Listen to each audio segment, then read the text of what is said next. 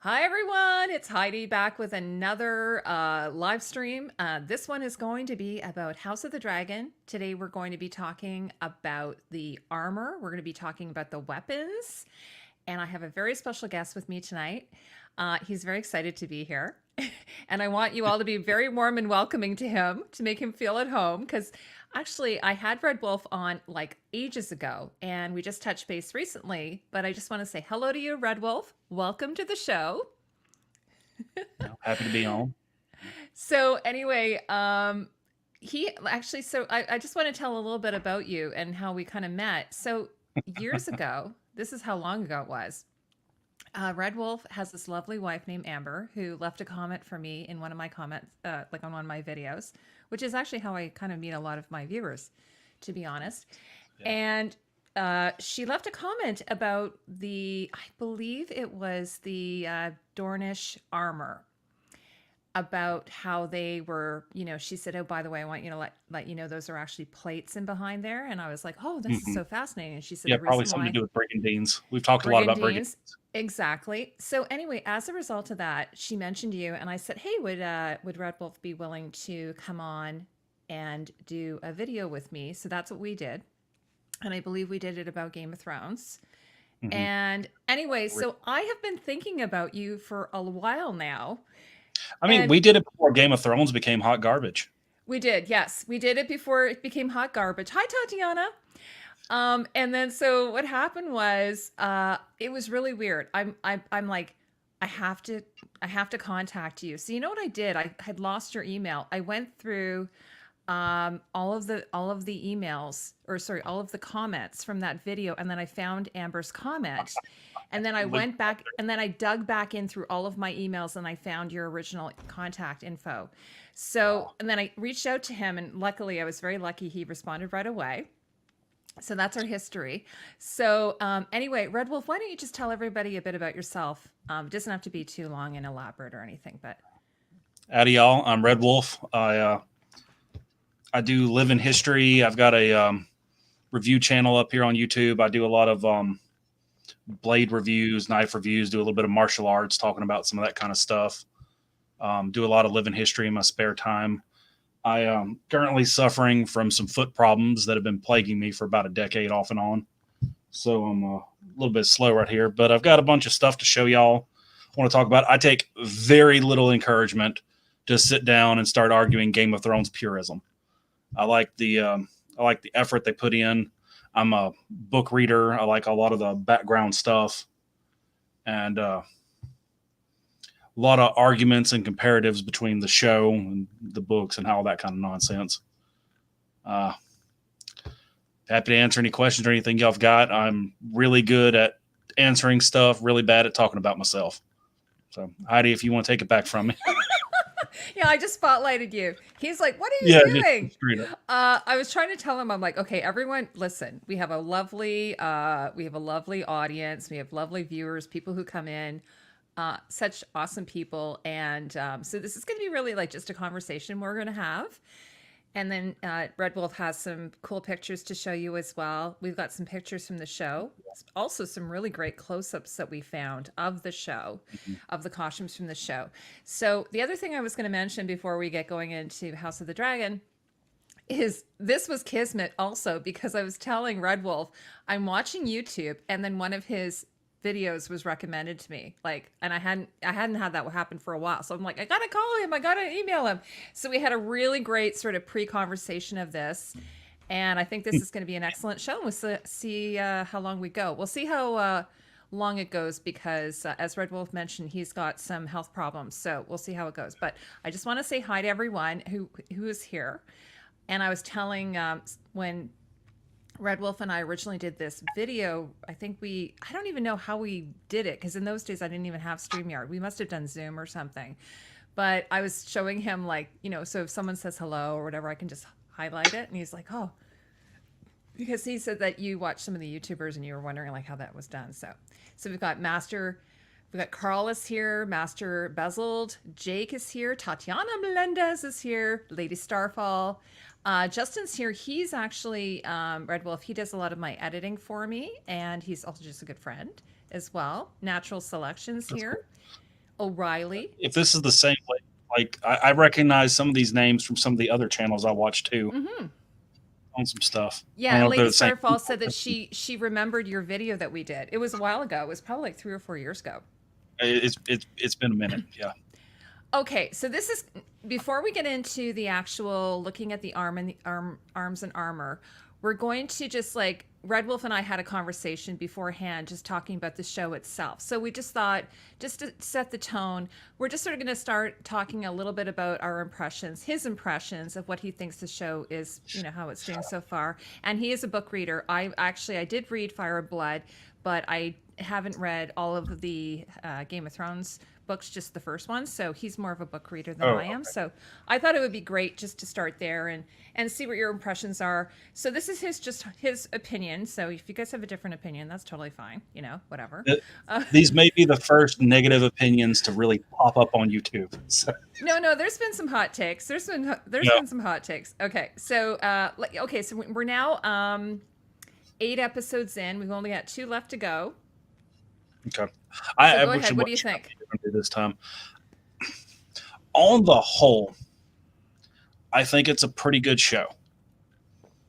If I wasn't familiar with the source material, I would probably like it better.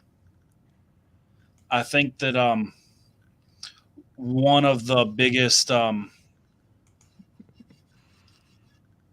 Sorry, I'm just highlighting some of their yeah. comments. The ADHD Sorry, is going. I hope that doesn't distract you. I won't do Not it not if it's particularly. good. It shouldn't throw me off. Okay, I'll wait. I think that every problem I have with the show would be fixed if they had stuck with some of the original timeline stuff, such as Allison Hightower shows up as she reads books and stuff. She's almost a nurse in a nursing home for Jaehaerys before he dies.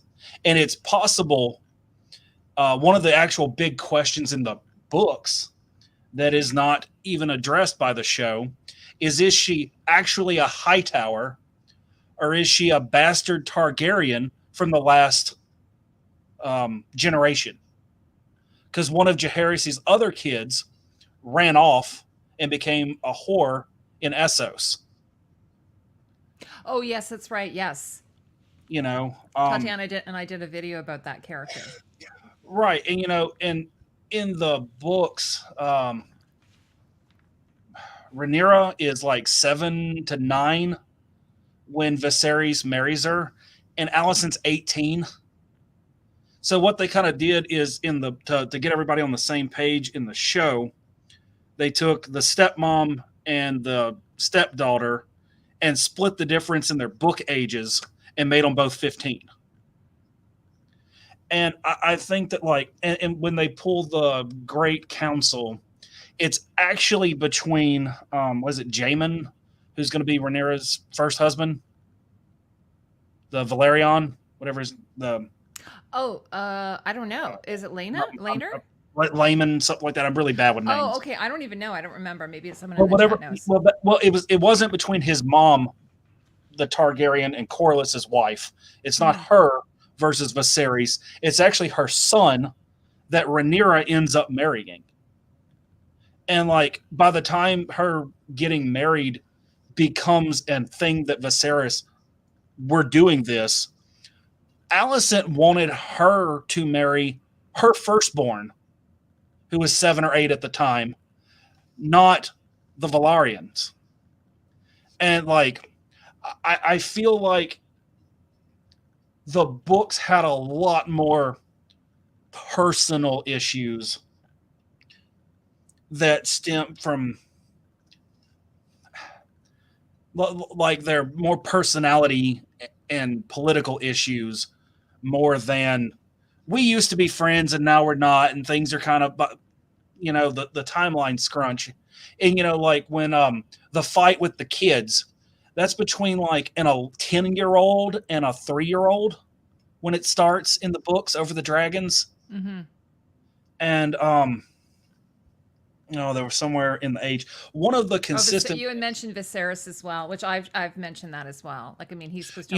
Viserys is yeah, it starts out like in was 03, 06, 106, I think, when he takes the throne. He's only like 27, something like that. And but one of the consistent things that I pulled out of the book, looking at the ages, and I think it's weird because the show made a big deal about him not picking the Valarian daughter Viserys to remarry because she was too young. She's 11. Well, a pretty consistent thing going back to the Great Council is, do we pick a boy of 7 or a prince? Because Viserys is actually Jaehaerys's grandson. Do we pick a man of 26 with a kid or a boy of 7? Even though the boy of 7 is from the line that the king wants, the other guy is a known producer of heirs and in his 20s. When it comes time for Viserys to pick a new queen, does he pick a 5-year-old, 11-year-old, or does he pick an 18-year-old who's been at court for the last 10 years?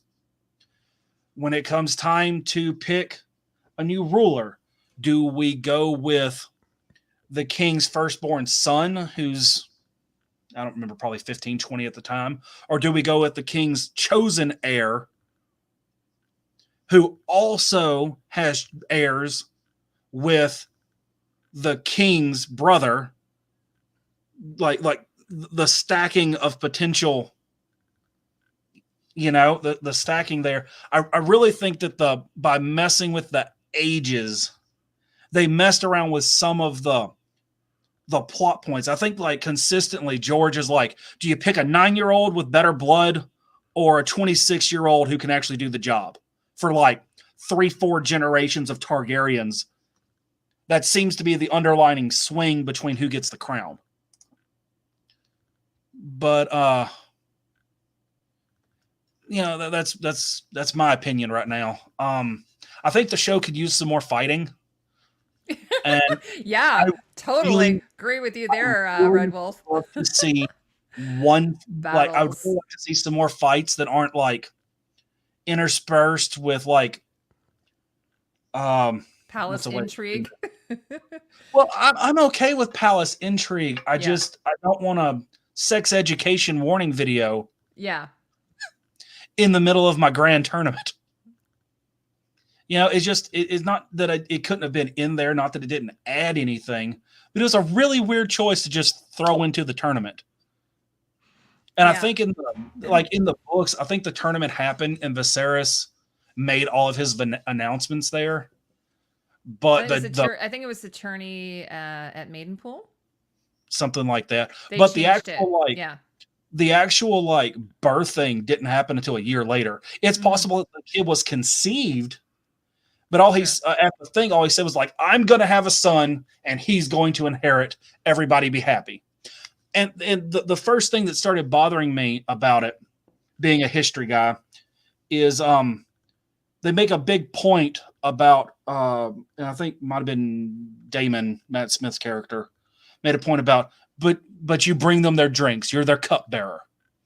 Well, a cupbearer is traditionally something reserved for like a page who's a 7 to 12-year-old that you can't actually train, who physically can't handle the real training. So you get them close to stuff so they can overhear it and learn the manners and the people involved. And, if you start out the show with her being like 9, 7, 8, somewhere in there, and she's being a cupbearer, well, that makes perfect sense within the culture that George is directly stealing everything from. But at 15, it is kind of insulting where I'm from, where I'm from my viewpoint. Yeah, like, because Arya, I think when she's a cupbearer to Tyrion, I think, Tyrion, or Tywin, sorry, she's probably supposed to be 10, maybe 12. Yeah, like 9 or 10, something like that. 9 or 10, yeah. Yes. Oh, hope you guys save the live. Yes, we are recording this, just so you guys know. David, Redwolf, we already have a question. Did you want to answer it? Like, Sure. in case people have to hop out? Questions. It's a great question. So, Middle of Nowhere Radio, which I love that name, by the way. Hi, everyone. Thanks for the content. I had a question about the armor. In episode 3, it looked as though Damon had taken some serious aerial firepower from arrows. How resilient was his armor to arrows? Well, I have a picture of it. It might be, yeah. Let's bring up a picture, and I can start. It's a great question. I will say that of all the armors in the show, I probably have the most problems with his armor. Yeah. Yeah, we had a chat about that. Yeah. There it is there. Here's the back, by the way. I found this picture from, I think I showed you this one. It's actually kind of cool. But this is pretty much it here. I think some of the better details are on the back of the armors in this show. Mm-hmm. Like seems to be a general viewpoint. If you, it's hard to say what it's made out of, because you definitely don't get that, like that last picture you showed had kind of a bronze look to it. You don't see that on the actual thing here. And how impervious armors are to arrows is a major source of conflict between the guys that are currently testing everything they can as historically accurate as they can, and the guys who read the sources. Because as a slight tangent, there are sources of guys from like Richard the Lionheart's Crusade. Guy has been standing up there for like 4 hours, comes down, has 20-something arrows sticking in him, and only one managed to draw blood.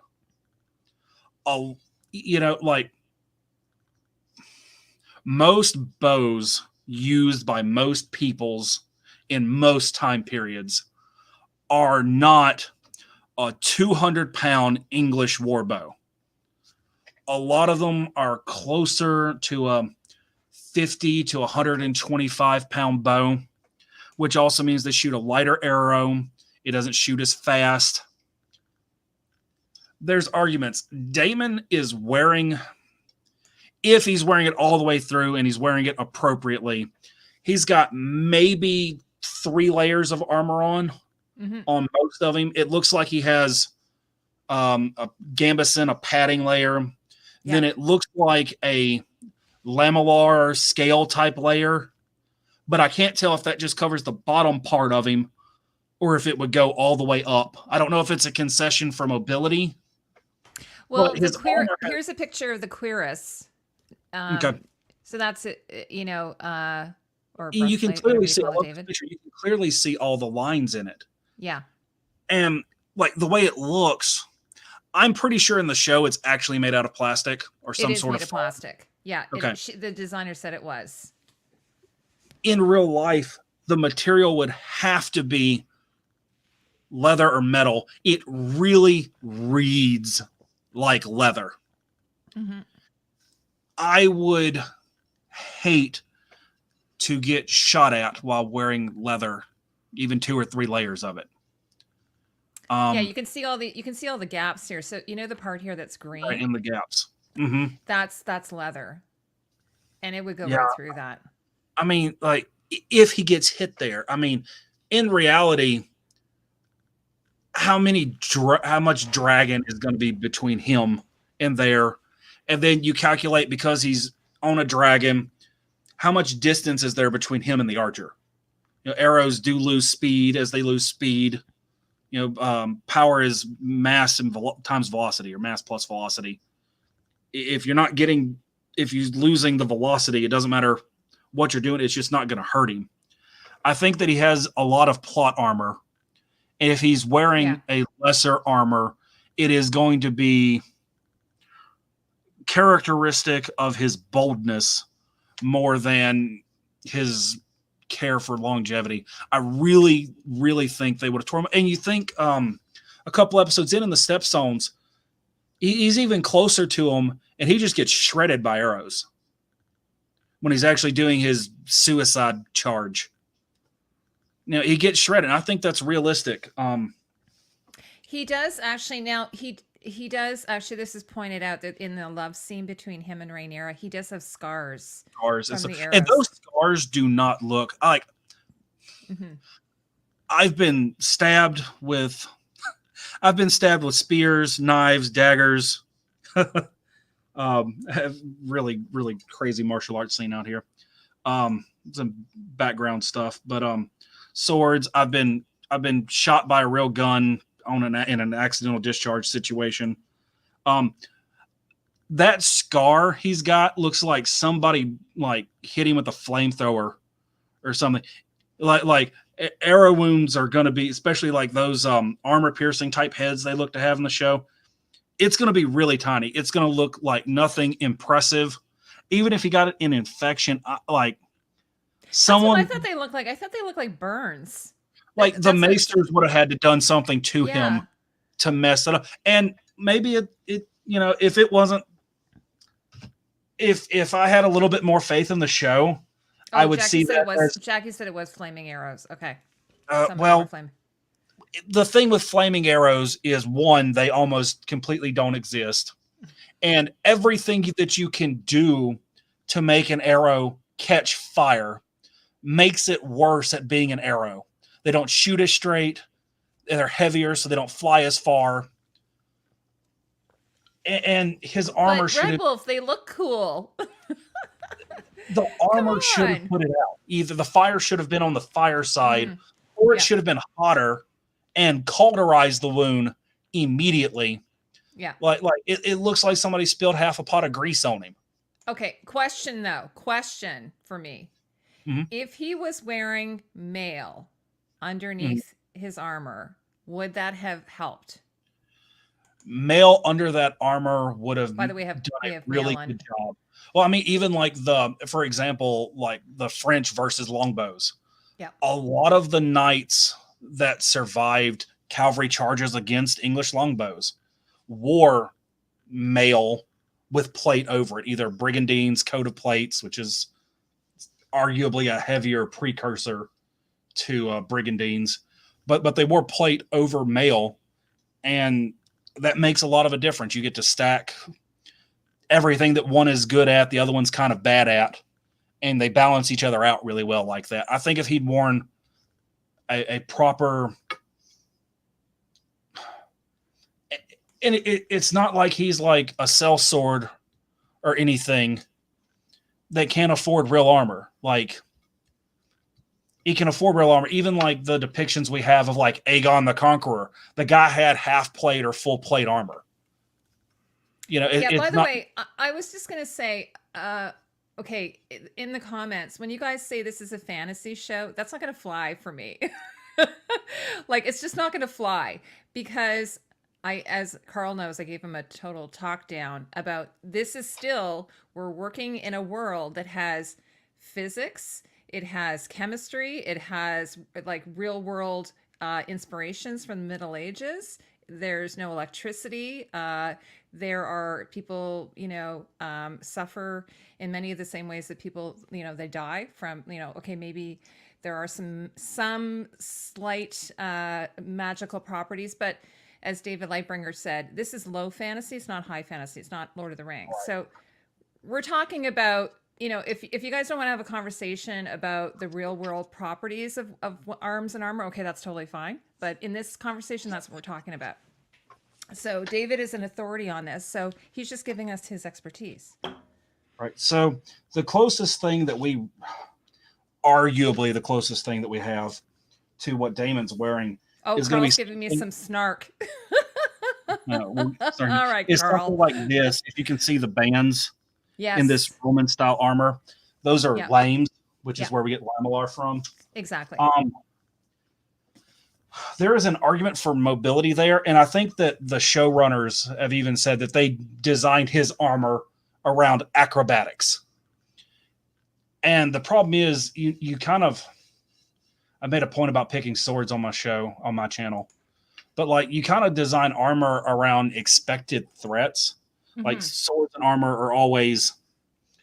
and even that laminated paper armor had treatment done to it. It's not just, a piece of paper taped together. There's a certain thickness, there's a size, there's an overlapping to get them to work. And you I mean, can I'm bet your assuming a life. lot of that would have been like trial and error. They would have, tested out Oh these yeah, different, entire methodologies entire over. entire industries Yeah. to it. Like just like we have, rifle guys. We have this guy works on this medicine. We have this guy that works on this bulletproof armor. These guys there's entire industries around it and money to be made off of it for your workshop, for your city. So I'm just highlighting some comments. Yeah. I was seeing if it parachute light capes. The parachute light capes. Anybody here that doesn't know Mike Loades, Mikeloades. He's a living historian. He's on a bunch of random stuff. If you can find anything that guy does, he's tested a whole lot of this stuff by actually having people shoot arrows at him at those balloon things. But those things only work sometimes, and they only work in certain, like, those were only used in a certain area of Japan by a certain number of people during a certain time period. And that's one of the things you kind of get into when discussing this. And one of the cool things about the fantasy stuff is it opens up a lot of stuff. Like even in the books, Braun has a kukri. This is from By Nepal. the way, I just want to mention, Redwolf has an extensive collection, and throughout this live stream, he's going to be presenting to us. So we're going to get a bit of a show and tell as well. What of it I could find? Someone ran off with my flail. Oh dear. So I don't have a good representation from a Morning Star right now. Can I just read you this question? It's a really great question, and I think this is a very. I've never seen it. At least I can't think of it. Do you think they would have made armor out of dead dragon scales like in Monster Hunter? I absolutely think they should have. Like a dragon hide, right? It would have been. I think it's a missed opportunity for Damon's supposed ancient dragon armor, ancient heroic. Like they're kind of acting like he's trying to dress like Achilles. Yeah. Like some kind of but even like I could get into actual Achillean era Homeric bronze armor is really cool. I don't think I have any pictures available, but I would have to see how there's definitely sort of a Romanesque kind of influence there, I think. Is it it looks Roman or Greco-Roman. They went a lot of weird directions with it. I don't have. If I wanted to dig back through, I've got a picture in one of my books here of some Egyptian crocodile armor. Yeah, like one of the things I loved in Dune, for instance, David. I don't know if you're what's a Dune nerd called? A Dunist? A Duner? I'm a little bit familiar with Dune. One of the things I love, for instance, is the Fremen. They wear their outfits their still suits are made out of the skin of the worms, which I thought was so clever because it's just like, yes. Oh, what's that there you're showing? This is surviving ancient Egyptian crocodile armor. Wow. Which looks a lot like a vest. A dune head. Yes, Tatiana. Depending upon whether with the scales, depends on whether they're scales or if they're like a crocodile or something and they're really tough skinned or they're skinned with some kind of a sheet on there. Because like salmon and stuff like that, the Native Americans and stuff, they would tan that and use it for leather, still do. I think it's a really missed opportunity. It would have been really cool in the show, especially in this time period, to have the dragon armor or to have either missing scales. I wonder how they would. Mm-hmm. I don't know if it's been explicitly stated in the source material how the scales work. But I think like something like that, or like a brigandine, a scale armor. There's plenty of scale armor. Like Corliss is wearing some. Damon's kind of like an armadillo scale, or like I was going to say, actually, speaking of salmon leather in Game of Thrones, both Viserys and Daenerys wear salmon leather. Now it's just kind of incorporated into their costume, but it looks a lot like it's really interesting. It's really interesting because it has sort of a scale-like texture. But what I was going to say, in the case of Damon's armor, it's kind of more just decoration. It's not really, it gives you all the actual scale scales. that he wore. Right, all the scale he wore in the show was actually underneath that, like way down covering his belly button to upper thigh kind of area. And Yeah. he's got like something I want to talk. This is a great picture for it right here. An art direction they went in for the show that I hate. I want to talk about it now because you see it on almost every armor, and I'm going to try not to bring it up any more times than I have to. They've got this ridge right here on everything. You can see it in Damon's is actually a second piece that goes over the top of the rest of his armor. It's sort of in a bever, gorget type area right here. But that's actually a second piece of armor, and you can see the ridge at like the nipple area on just about everyone in the show who wears armor. You'll see it in the Royce armor. You'll just see it all over the place. And that is an awful thing to wear, especially for horsemen, because every time someone runs up to you, it's going to hit and it slides up or it tries to slide off. And the shape of that, it's got that kind of like half moon bottom. Anything that hits anywhere on there is going to drag up toward your sternum and then push up. Sword points, axe blows, dagger blows, lances, arrows, all of that will hit that and reflect inward instead of sliding or bouncing off the armor. And it seems to be a stylistic choice they went with this. And I think it makes much better costuming than armor. And I'll probably end up pointing it out, but like other than that, a lot of the stuff looks good. But that is a really hard point that they put in there. And I think you said that like the designer for all this didn't even look at anything from the original Game of Thrones run.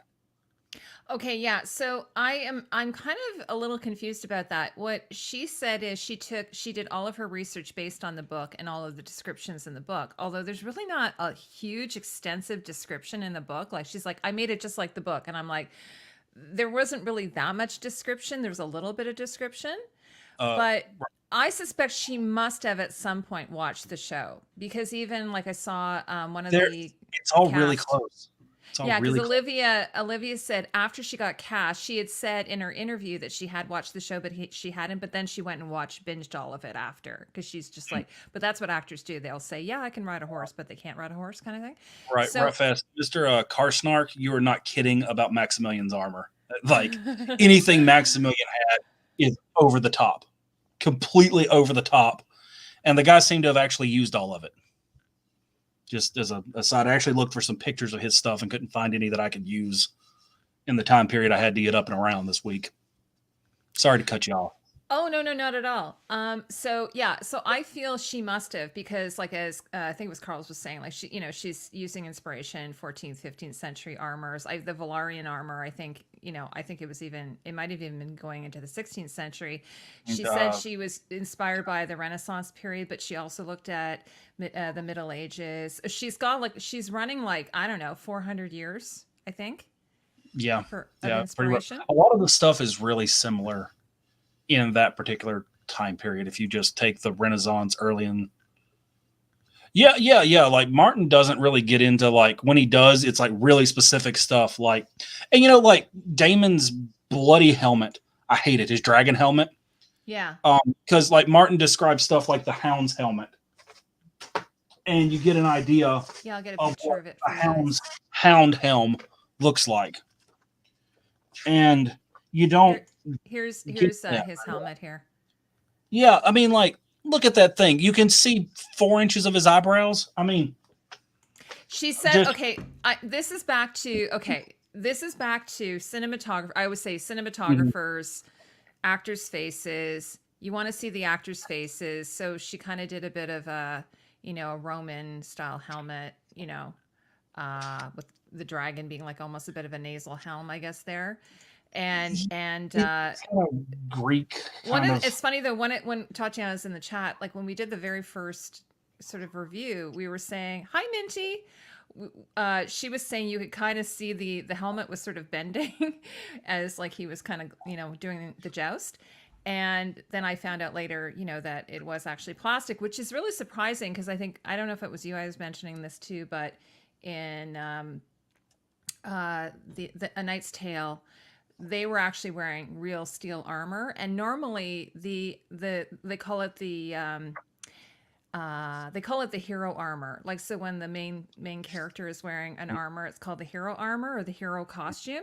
So normally it would be steel, but then the background people or the special effects, or what do you call them, the stunt people, they wouldn't technically be wearing the hero armor. Right. So that's the stuff that's on camera. So it was kind of surprising to me that they would have made it out of plastic. Just, I don't know. Yeah, I've got stuff pulled up. I might make my point a little bit later if we get to the tournament stuff. But like a lot of these guys, like we've talked about like surcoats before with the coat of arms and all this stuff. Like there's so much stuff like outside needing to emote and stuff like that. I can see a little bit of an argument there. But the thing is, like, armor historically is so distinctive that you don't need to see the guy's face. You just see who's wearing his armor. Like to the point that like Achilles, since I mentioned that already, you get Achilles is so well known for Achilles' armor that another guy wearing it caused a complete change in the battlefield because obviously that's Achilles wearing Achilles' armor.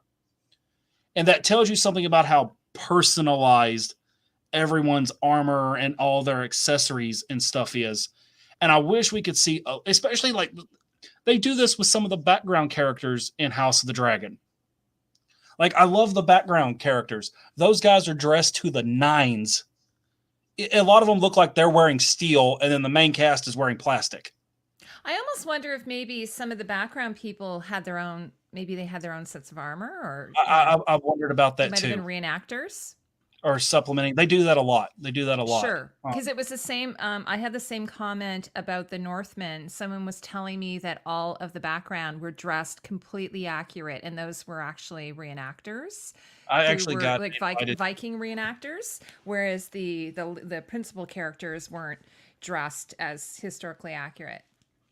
I've got a Civil War reenactment that I'm going to miss, reenactment type thing this next week. In the middle of the week, they're doing one. And it's like, you can spend thousands of dollars outfitting a guy, or you can pay a reenactor $500 to show up for 3 days and bring all of his stuff out there. And I know, I'm like one of the troops I used to hang out with, the entire company is going out to Texas to do some filming because it's cheaper to hire extras who have all the gear than it is to outfit the guys. Yeah. Oh yeah. And for sure. but the House of the Dragon stuff, like, a lot of them have the same stuff. And I don't know if that's just they made like 6 things and did a lot of really good editing on who they got everything. They did do sprites apparently. Like I didn't know about this because of COVID. Like I thought it was, I was like, I don't know how many people were in the tourney, like in the stands and stuff. So they did sprites of everybody. So they did the same thing with Lord of the Rings. So they just, I think they said there was only 150 people. Yeah, they do that a lot when horses are involved and stuff, and then it makes sense to do that for crowds and stuff.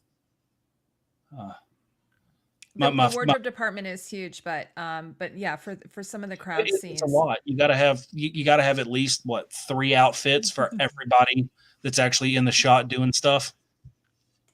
Well, the other thing I was going to say about the Northmen is that I think Linda, who's the costume designer on that, she said actually she learned a lot also from the reenactors.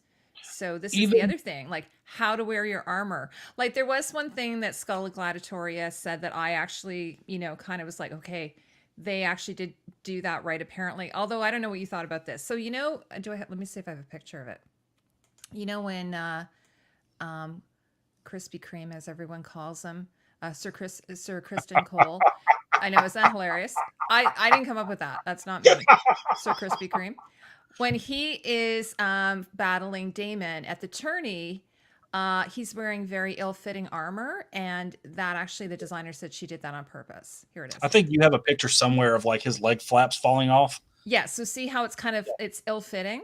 She said that that's because he's from a lesser house and he doesn't have the nicely, it's kind of battered, his armor. Although I have to say, like, if you see A Knight's Tale, he's wearing somebody else's armor. His knight, actually, his knight has died. He's taken his knight's armor and they put it on him and they adjust it. So I was kind of like, well, where was his squire to, put this on him correctly? A lot. Look, a guy that shabbily dressed would not have been allowed into the King's tournament. That's going to be a rule one, like a Knight's Tale. You got to look the part before you're allowed in, because this is showboating. This is racing. This is Olympic level sports.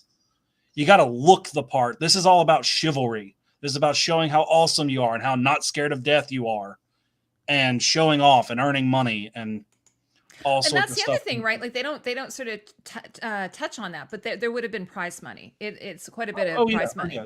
There's no doubt there would have been prize. And one of the things that got me that I would like to see more of is reading of the rules. Like, I think I've got a note in here when we get to the tournament, but like, what are the victory conditions? Like, are we breaking lances? Are we unhorsing people?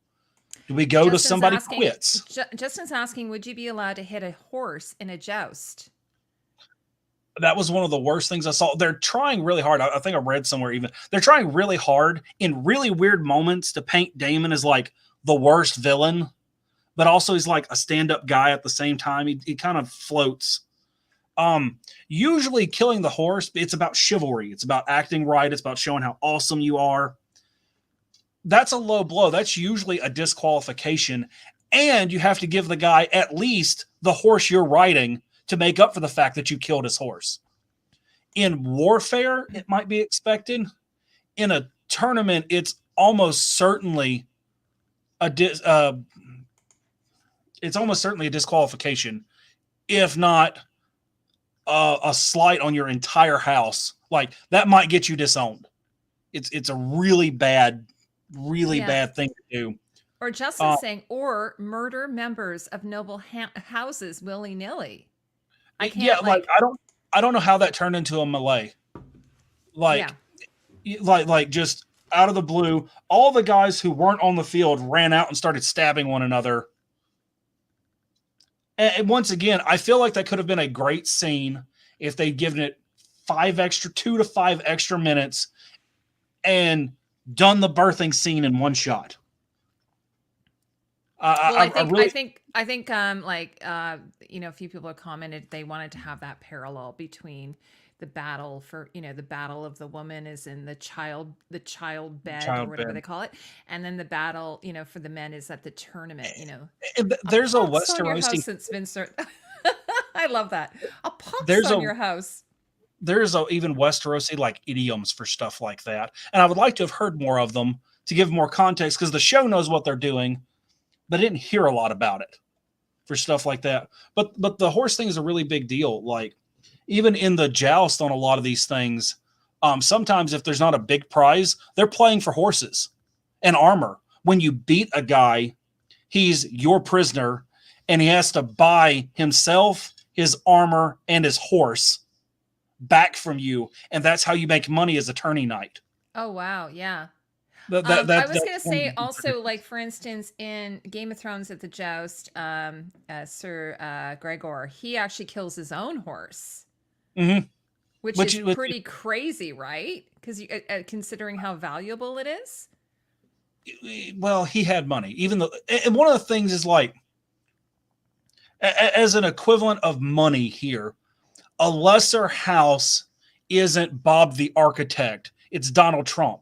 He doesn't have Jeff Bezos money. Like Jeff Bezos, who owns Amazon, is a Lannister. Even the Blackwoods are still Donald Trump or better. Like, they don't have comparative money, but that guy regularly fields hundreds of horses. I actually think I really between the Mountain's temper and why he cut his horse's head off, I can see his reasoning for killing his own in that particular point. Because I don't know if I can't remember if the show did it, but Loras actually tricked him. Oh, yeah. Okay. There was a bit of dirty pool going on there. Would there have been that kind of dirty pool going on in real tournaments, or would have that been considered an unknightly behavior?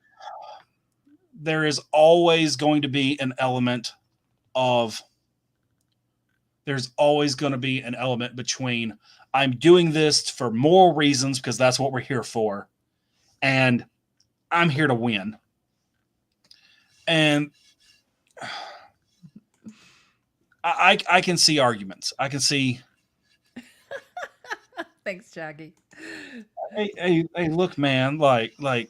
You know, the mountain did one thing once that was understandable. You know, and it wasn't Gregor. You know, Yeah. that's rough. Okay, so let me. Okay, so where should we go from here? I have a list somewhere. Yeah. That we were sort of going by. Let me see if I can find it. Attorney Heather on rules. Yeah. We'll I'm gonna bounce it into the comments everywhere. You got a great comment section, by the way. I know, isn't it amazing? Okay, we do. Hold on a second. I'm just gonna go to. Mm-hmm. Here, I'm just going to find my notes, everyone. So just give me one moment. I don't know where I put them. This is the issue. I think they're in my email to you. It might be. I think we were going to start out with the weapons or the different armors for the different houses. Here, I'm just going to hold on, guys. I'm just gonna. I didn't have them in front of me. I do this thing lately where I just kind of wing it, and sometimes it works out, and sometimes it's awful. Hope it works out. Exactly. Where did I email you here?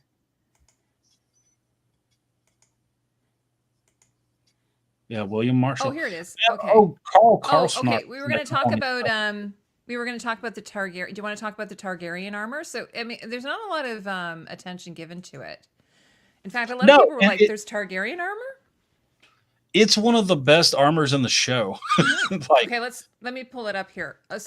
Okay, so you guys might not even have noticed it. Here's one scene, for instance. Oh, sorry, that's not it. That's the gold cloaks at that. That's the gold cloaks. Okay, do I have a picture of it? I might have removed it because here's a close up of it.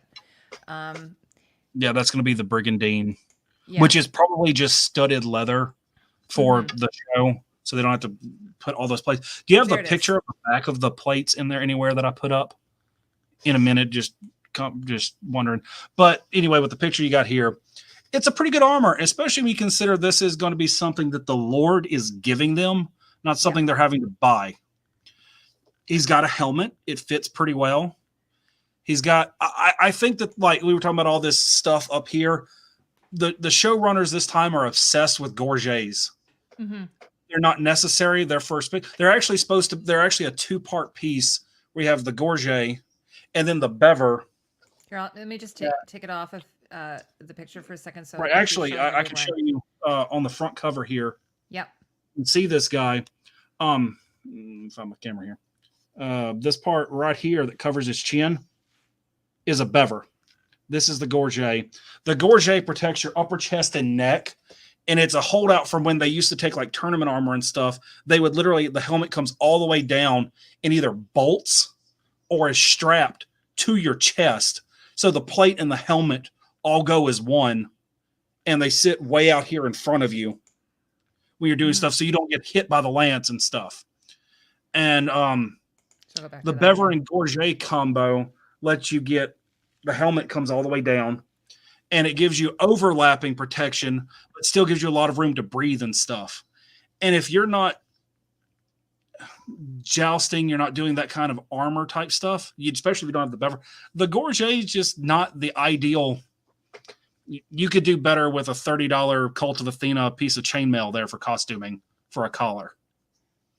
It would, it looks good. I have to say, I don't think I've seen a bever in Game of Thrones. You don't. It just about everything would look better with it. As you rewatch the scenes, you see all these gaps in everyone's neck and all that. Like those are looks like you could just stick a dagger in there. Well, not just coming down, but everything going up. Because remember, lances hit here and explode. Yeah. And so like Henry VIII had injuries from jousting. Mm-hmm. Like jousting injuries are ruinous. But for footman's armor, in particular general armor, the Targaryen stuff, they've got a solid helmet. They've got a good brigandine, good chest covering. I think it even has some, I think they're tassets in here, but they've got the little bit that goes down, covers the legs a little bit. They've got some upper armor. And when you get hit, you typically get hit with a sword here, here, here, here, or here.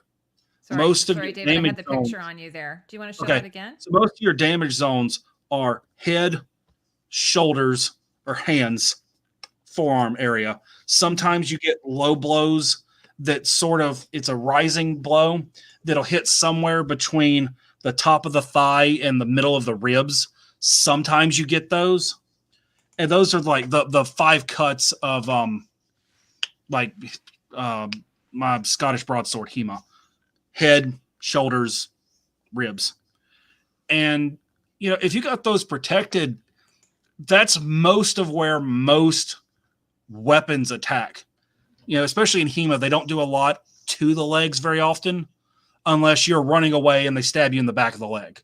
Tons of injuries from medieval battlefields to legs, most of them in positions that indicate they were retreating when they got stabbed or chopped or stuff like that. And I think it's good armor. I mean, standalone, if those guys have... And one thing you were saying that wasn't necessarily necessary, and I kind of agreed with that. So like it's tight, it's like fastened at the side. So why the center front opening then? Well, the center front opening is historically correct for archer type stuff a lot in the period. I don't know if I need to. Then you wouldn't need the center. You wouldn't need the side fasteners then. You wouldn't need the side fasteners. It's historically one or the other. Those side fasteners like that are maybe a holder from they're going to let costuming make them fit the most amount of people, because traditionally the plates go all the way around the back and belt around the back, or the Greek linothorax type stuff. No, that makes sense actually that you're saying that, because they would have different background players coming on, and they probably would have to have them like be multi-purpose. Right. Well, and see, in like the ancient style Greek armors, they tie on the side or around the back. But the flaps, one of the things they don't have in Game of Thrones anywhere are these shoulder flaps, which you see right here. None of the armor comes over. They sort of attach at the sides. You see a little bit right like this. They kind of... It's kind of like a doublet. Like it's shaped kind of like a doublet. It's where doublets come from. Doublets are sort of a holdover from the gambeson under it. Yeah. Right. And they just, for one man, or if you got the good stuff and a squire or someone to help you, you get the better stuff that ties up in the back. So, and a lot of the stuff that seems kind of counterintuitive, you can tell a lot of times between noble stuff and commoner stuff based on where all the ties are. Because Jackie, I am drinking. You can cut stuff off the front, you can cut stuff off the sides, but it's really hard to get behind your back to unbuckle something. And so nobles typically have their stuff on the back or tied up and stuff like that. Right? Yeah, Vincent's saying you can dress yourself then. Yeah. If you don't have a squire. If my foot hadn't have messed up this go round, I was planning on having a brigandine to show you this go round. I got a bunch of metal. I was going to say, there was a comment here. I think it was Jackie was asking, did they use steel in Game of Thrones? It looks like there's a lot of steel in a lot of the non-main characters. I think the Valarian... I think that they did. I think some of the main cast did have steel, if I recall from my notes. And the Valarian armors are the best in the show. I think she means in Game of Thrones, not House of the Dragon. Okay, my bad. They're all kind of no, that's fine. Yeah. There's a lot of steel in there. They wear a lot of actual metal on a lot of their stuff. Like I'm pretty sure the white cloaks are, and the City Watch are male. They wear male. And there's some stuff in there that if it's not steel, it's probably aluminum. Yeah, because aluminum is about exactly. half weight and has the same shape. It would be a lighter. Yeah, because steel. What did you say a suit of armor weighs? Is it 40 pounds? A lot depends on time period, and even like guys who own trunks and trunks and trunks of it and carried it with them on campaign. A lot of these nobles go like, well, I'm going to be riding a horse today, so I don't need that extra 10 pounds to cover the back of my legs, because the back of my legs are going to be to my horse. So I'll wear my tie-on mail hose today instead of my plate.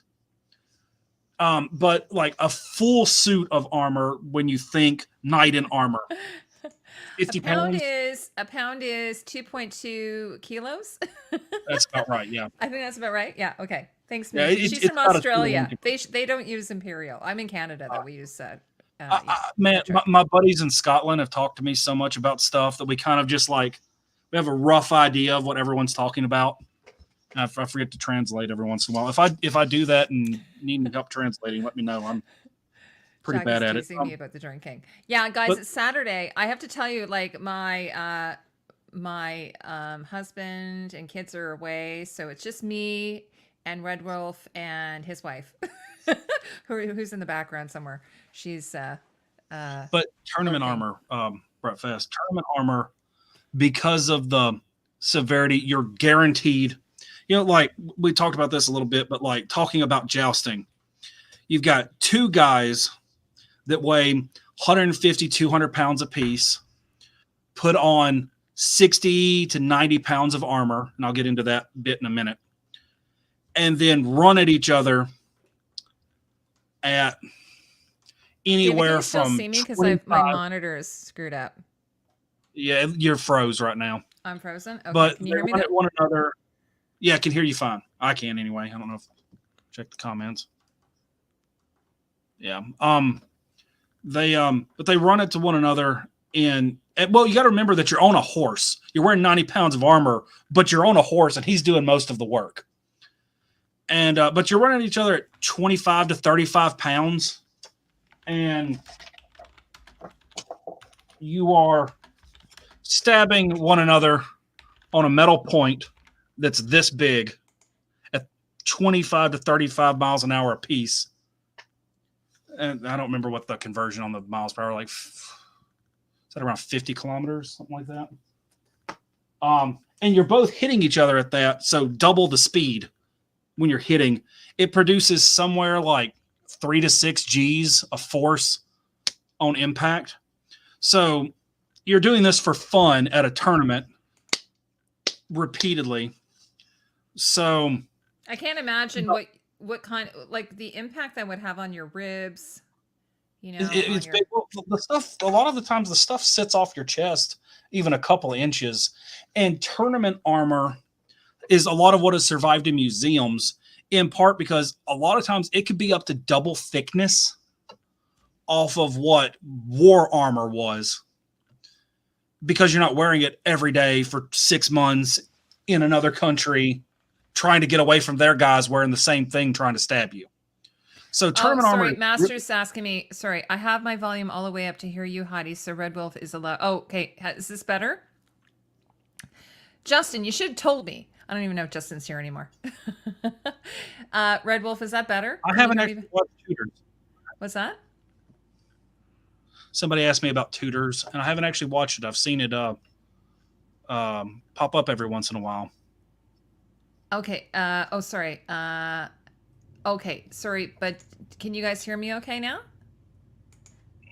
I have my mic way over here. Maybe that's why. Just let me know how the sound is. Sorry if I'm quiet. Usually I'm really loud, so I don't need to have my volume up that high. Yeah, you're pretty loud over here to me, but okay, maybe I'd turn it down a bit if it's too loud. YouTube and all that. Okay, thanks, Vincent. What's natural stuff? She says, it's funny how the books and show make fun of sewing and stuff, but the tourney stuff is crazy. Dudes were crazy back then. It happens occasionally. Dudes were crazy. Okay. Yes, I know I sound very Canadian. Okay, so where is... I'm Canadian, eh? I was about to say it works out, eh? And by the way, in case I didn't mention, Redwolf is a Southern gentleman. And he's very charming and very Southern.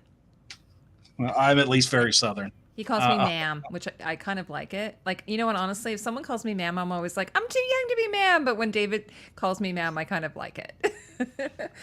Redwolf, do you want to talk about the next one I had on my list was the gold cloaks, which I think you and I sort of said that we kind of really liked. I think you said you liked it. I mean, like, this is a great picture of him, especially when compared to all of Damon's crap that he's wearing. Mm-hmm. I think the gold cloaks have, like, if they had a shield, they would be probably the best dressed force in the game in the show. They also, the game suffers from a huge thing with armor. It's really anime-esque. Mm-hmm. It's huge, but I mean, that's a solid suit of armor. That is a solid suit of armor, and all of them have it. And when you consider that your average person that is going to be drawing their attention in King's Landing is going to be wearing what everybody here is wearing the equivalent of in the time period. Mm-hmm. Right now, watching this, like you're going to be in your home clothes when you stole a chicken or you punched Uncle Bob in the face because he said you drink too much beer. And then that guy shows up with 3 of his buddies and goes at you. I think that they, in the book, I think they also all got an iron club. Like they got a crowbar in addition to all that to hit everybody with. I think the gold cloaks gave me a lot of hope for where the show was going. Yeah, and then I've got actually, and I found this, Tatiana, I don't know if you've seen this, but this is a really great close-up of the armor. I mean, my only issue, which I think it would have been so much better, is if they had something on their legs besides these greaves. Well, one of the things about that is like, and I mentioned this, like you don't see a lot of attacks to the legs very often. They're really not that common.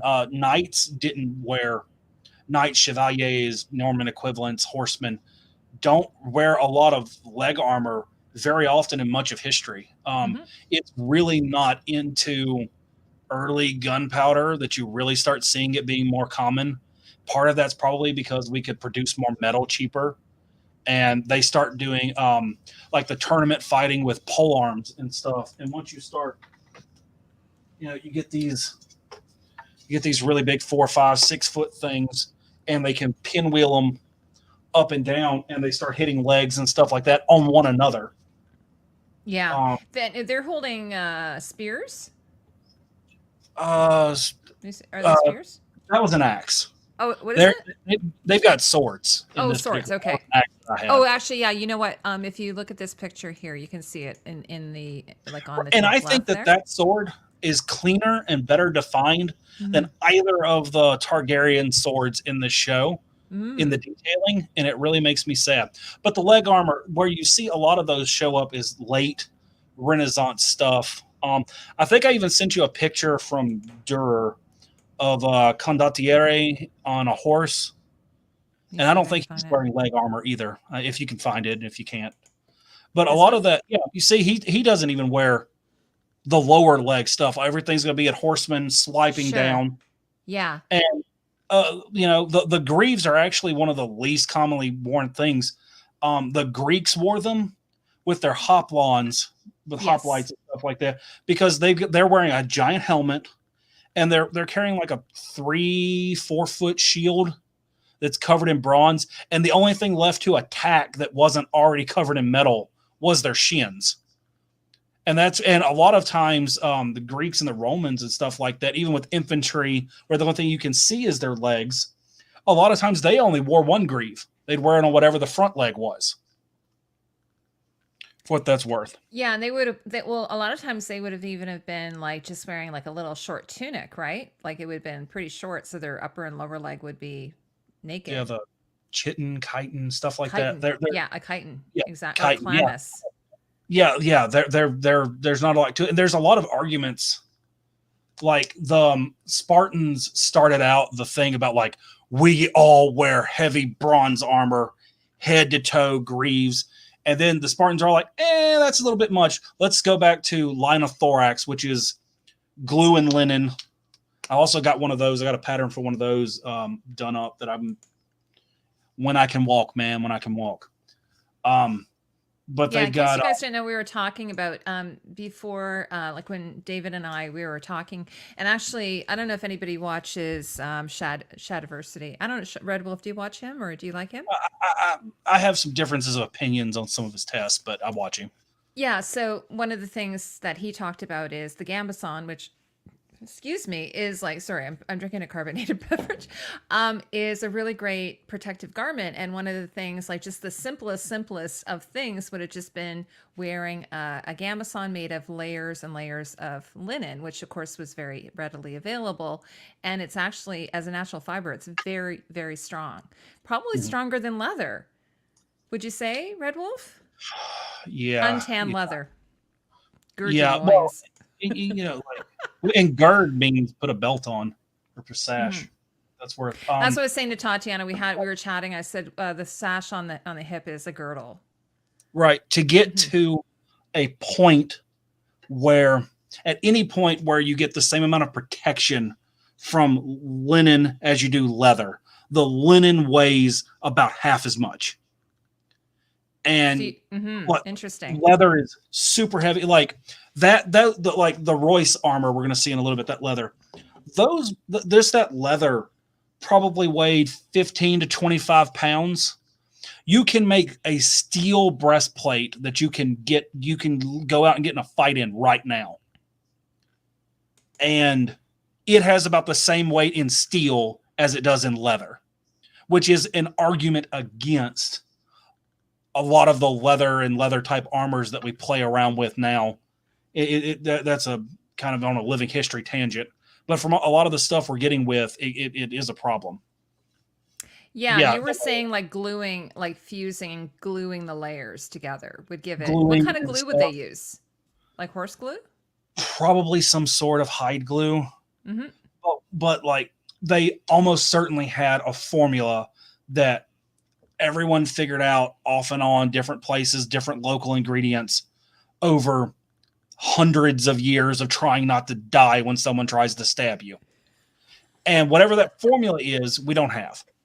Same as like it would be passed down. It would be like the sourdough. It would be passed down through generations. Yeah. Our equivalent down here is the skillet. They used horse glue. They used to use horse glue for like wallpaper and stuff like that, and hides and stuff like that. Hides, yeah, totally. That's where the term horse glue comes from, right? Like they send the poor horse to the factory. In different animals, like I've got.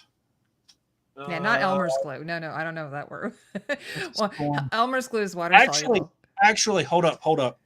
I don't remember. I think it's Reconstruction. Could you bring me my book? It's right there. It's the reddish looking one under the black one. I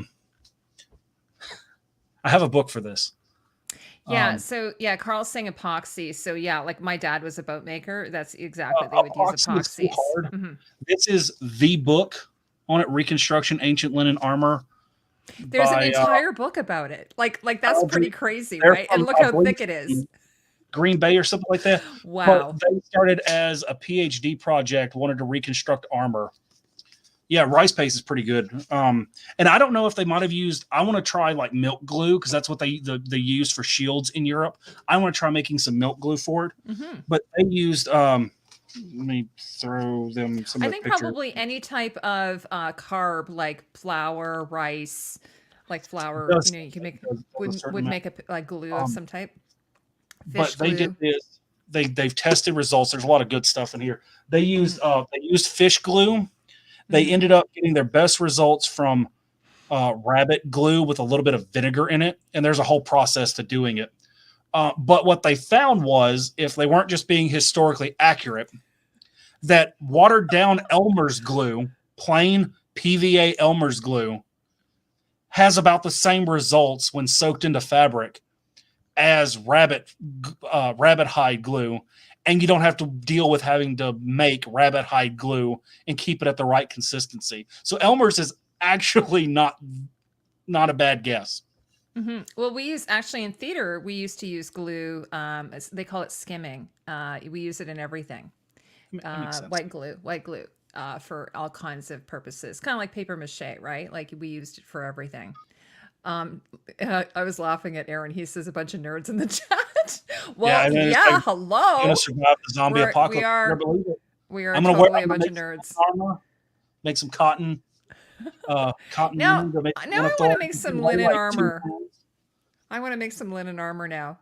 I got some stuff. I can send you some references and patterns and techniques. Yes. Well, I know that they use like cat gut and stuff like that for like, or the First Nations would have used like gut as like some type of I've got a book on how to process it. Yeah, actually, by the way, I put a warning in I put a warning in the description for vegans. Like this is probably not the show for vegans. Yeah. So if you're coming in now, vegans, you're probably not going to be very happy with this stream. With the techniques, with a lot of these glues, a lot of times you dry air bladders from fish, a lot of raw hides, which are hides that have been scraped, don't have hair on them or anything, that haven't been put into a chemical treatment to make leather. A lot of those you can boil, and depending upon the thing, you could boil it down and skim stuff off the top, or you boil it and let it cool and get a cake of glue off the top. So when you boil down and they just sort of turn into this gelatinous, like collagen almost. Soup. Yeah. Right. You get stuff like that. And it's a little bit different, as I understand it, per animal. And you get different consistencies, you get different tensile strengths or flexibilities seemingly out of every animal you try and make it out of. And there's a whole thing about getting the right glue, like you're talking about, like make horse glue for wallpaper. They use fish glue for certain things that have to be flexible. Same thing with rabbit hide glue. Rabbit hides are worthless, but you can make a really springy glue out of them. And I'm wondering about milk glue, which is what, like I said, they used. It's kind of like it's sort of. You'd reduce it. I would think, right? You would, because it would get sticky after a while if you reduce it. I don't remember. I have not made any from scratch to give you a comparative panel on exactly how to do it. I've watched a bunch of people make a bunch of different ways, but we're about at the end of my practical creation knowledge. I know application a lot better than I know making one facet. I'm failing as a survivalist right now. What I was thinking we could talk about next is the Kingsguard armor, which I think I told you I'm not like, it's definitely not my favorite. It's costuming, yeah, man. Here it is. I mean, Minchie's fiance, David, he was saying that we were talking about the uses of that sort of chevron, overlapping. He was saying that it's supposed to represent. I don't know, Minchie. Maybe you could explain. I don't know exactly what he said. I would love to hear a good. But and then Harold. Poor Harold. I'm going to call him Poor Harold. He's underutilized in the show, I think, in my opinion. This is my opinion. It's not like they use him like Barristan. Yeah. And see, this is a great picture. Yeah, well, like they use Barristan for everything. It was great. But this is a great picture. I like the craziest thing about this armor for me is that the pieces that go together, that bottom part that you see sticking out, the base of it, traditionally, that goes on the outside so that when you move, your top armor slides and it gives you remove the picture so people can see what you're doing. Okay. It gives you ab flex, the bottom part that is hidden in his. His sits kind of like this. When you move, you get a little bit of flex. They're strapped together at the top, and it gives you some wiggle room so you can actually flex your abs. It's sort of what they should have done with Damon's armor, in my opinion. Is if they wanted that mobility. But the way his is at the bottom, you can see it kind of sits out like that. That means the top armor kind of slides over the top. And what that ends is it ends up just jamming his armor into his gut. Well, and it doesn't, once again... The actor who plays Kristen Cole, Krispy Kreme, he was actually, I saw a few interviews with, again, Skull Gladiatoria was saying he thought that the pauldrons were like really, really big. They're anime huge. They're anime huge. And he said that it would definitely impede your movement, lifting your arms and stuff. So the actor who plays Kristen Cole was apparently he complained about the armor. The guy who played Jon Snow also complained about the armor, about the weight of it. But so apparently Matt Smith complained about his wig constantly, and then Kristen Cole, but yet the designer said she was trying to keep comfort in mind, but obviously it wasn't that comfortable. Well, and like we've talked about, kind of like we talking about some of like the gorget is my problem. The problem I have with the gorget being a point catch. It hits and pops up, it hits and sticks instead of gliding off.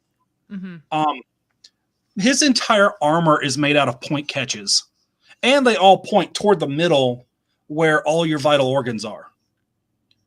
He's going to take maximum impact right in his solar plexus, in his gut.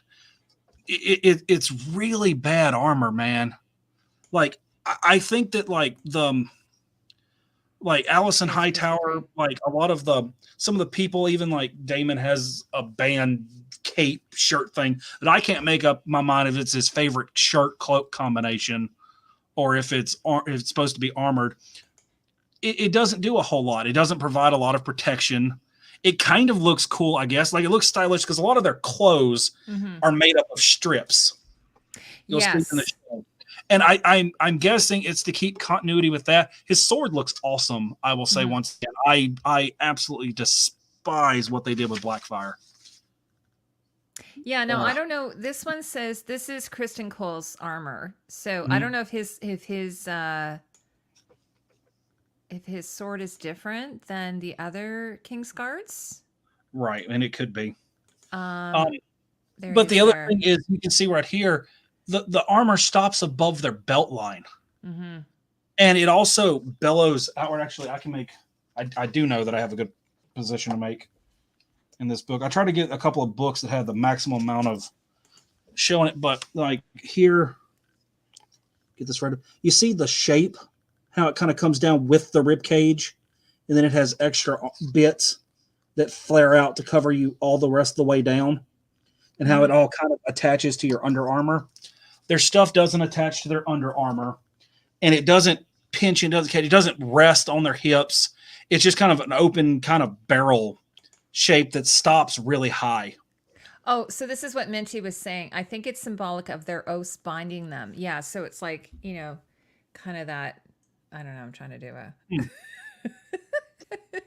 it's doing a lap of, I don't know. It's binding them. And then the same with the arms. The arms are pretty decent armor. My only thing was, I don't know. Okay, is this, I found that a few times Kristen's, like they look they look like they're hanging low.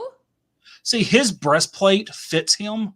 Yes. But the rest of his armor looks like the name of the guy from Outlander, who's the head of the Kingsguard on here. It looks like most of the rest of the armor was made to fit him. Like I feel like it really. Yeah. If you look at the Kingsguard as a whole, there's like one piece of the armor fits each Kingsguard guy, but none of them look really good altogether. There he is. They're wearing it there. Well, I was saying Kristen's looks too big. Like it looks like it's hanging down too low. Well, if you look at the guy next to him, it looks like his armor fit him. Yeah. Kristen's short, right? Or the actor playing him is a little shorter. I shouldn't size them. Their helmets are pretty big. They are. Their helmets leave a lot. Because see, when you have that level of gap, I mean, you can just put your fingers in front of your face. It's actually going to block even more of their vision and whatnot because it's so far away from right there. I thought they looked kind of science. I thought they looked kind of science fiction. It looks like, well, if you go back to the previous picture, it looks like it's got a cat face on it. But that one? Yeah, it looks like Starship Troopers. It looks kind of like. That's what I said. I thought it looked like Magneto's helmet too from the X-Men. Here it is. Yeah, I thought it looked kind of like Mustafo. Is it Mustafo? Or Magneto? I thought it looked like Magneto. Yeah. Starship Troopers, Krispy Kreme. That's funny. Oh, sorry. I didn't mean to be sizist with Kristen.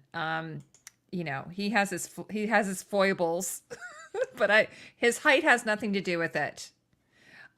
So Stradivarius. I love that name. Stradivarius Kane says, I hate their helmets. It's it felt a bit sci-fi to me. It felt like Starship Troopers. It felt kind of like even like the original. Yeah, the original.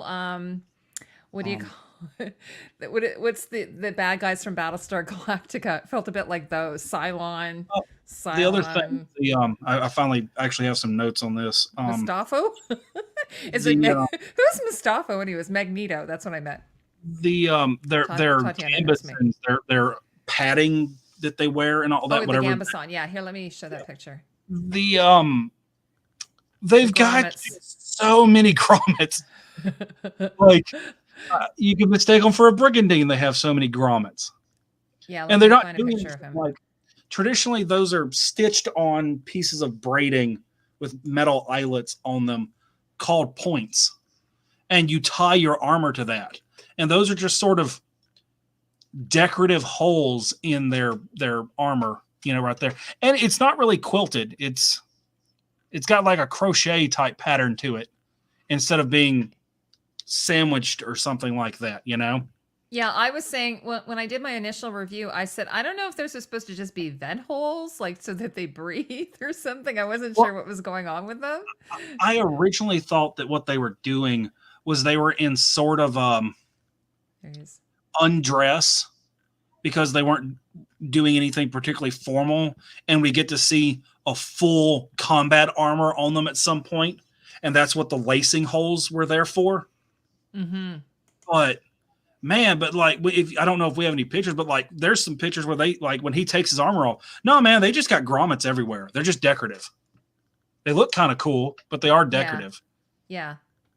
You're renaming everyone in the chat. One of the things I was wondering what you thought, and the only reason why I was wondering this may not have been true, but I noticed that under every king there was a different Kingsguard, but in this case, Jaharis and Viserys have the same armor. What are your thoughts on that? If you have any thoughts on that? In the lore, you serve till you die. You serve the house. You serve. Mm-hmm. And there's even some arguments about whether do you serve the house or the king. There seems to be some gray area in there depending upon who's king. But no, like the Kingsguard serves for life, regardless. Yes. No, there's no test. Sorry. What we should do is actually, David might even have a picture. We could show you the different parts.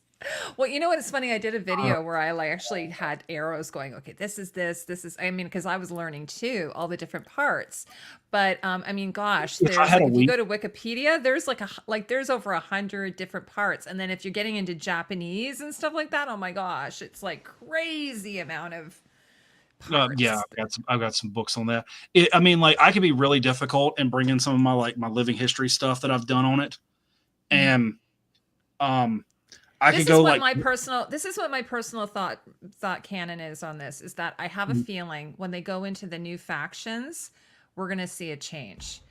So they probably didn't think there was any need, like maybe just cost wise, like we'll just keep the same armor for Jaharis. Well, talking about the different factions, I want to see the reds and the greens. They clearly start to be like, do you know what color the high tower burns when it's blah blah blah blah? Where's the blacks then? Like we're supposed to be in full Targaryen fig, and we just got like a girl dressing for a party. Like if we're gonna speed up that moment and make it this moment where the colors come from, because even she references them to Daemon about them being the greens or whatever. Like we haven't established the blacks yet. Can we establish the blacks? Because if that part was in the show, I missed it. I missed it hard. I went looking for it. Might have been too busy filling out my questionnaire. Well, in the flashback scene in Game of Thrones, we saw one example of Targaryen armor, like the Kingsguard. Do you remember that at the when Ned's what is it when I've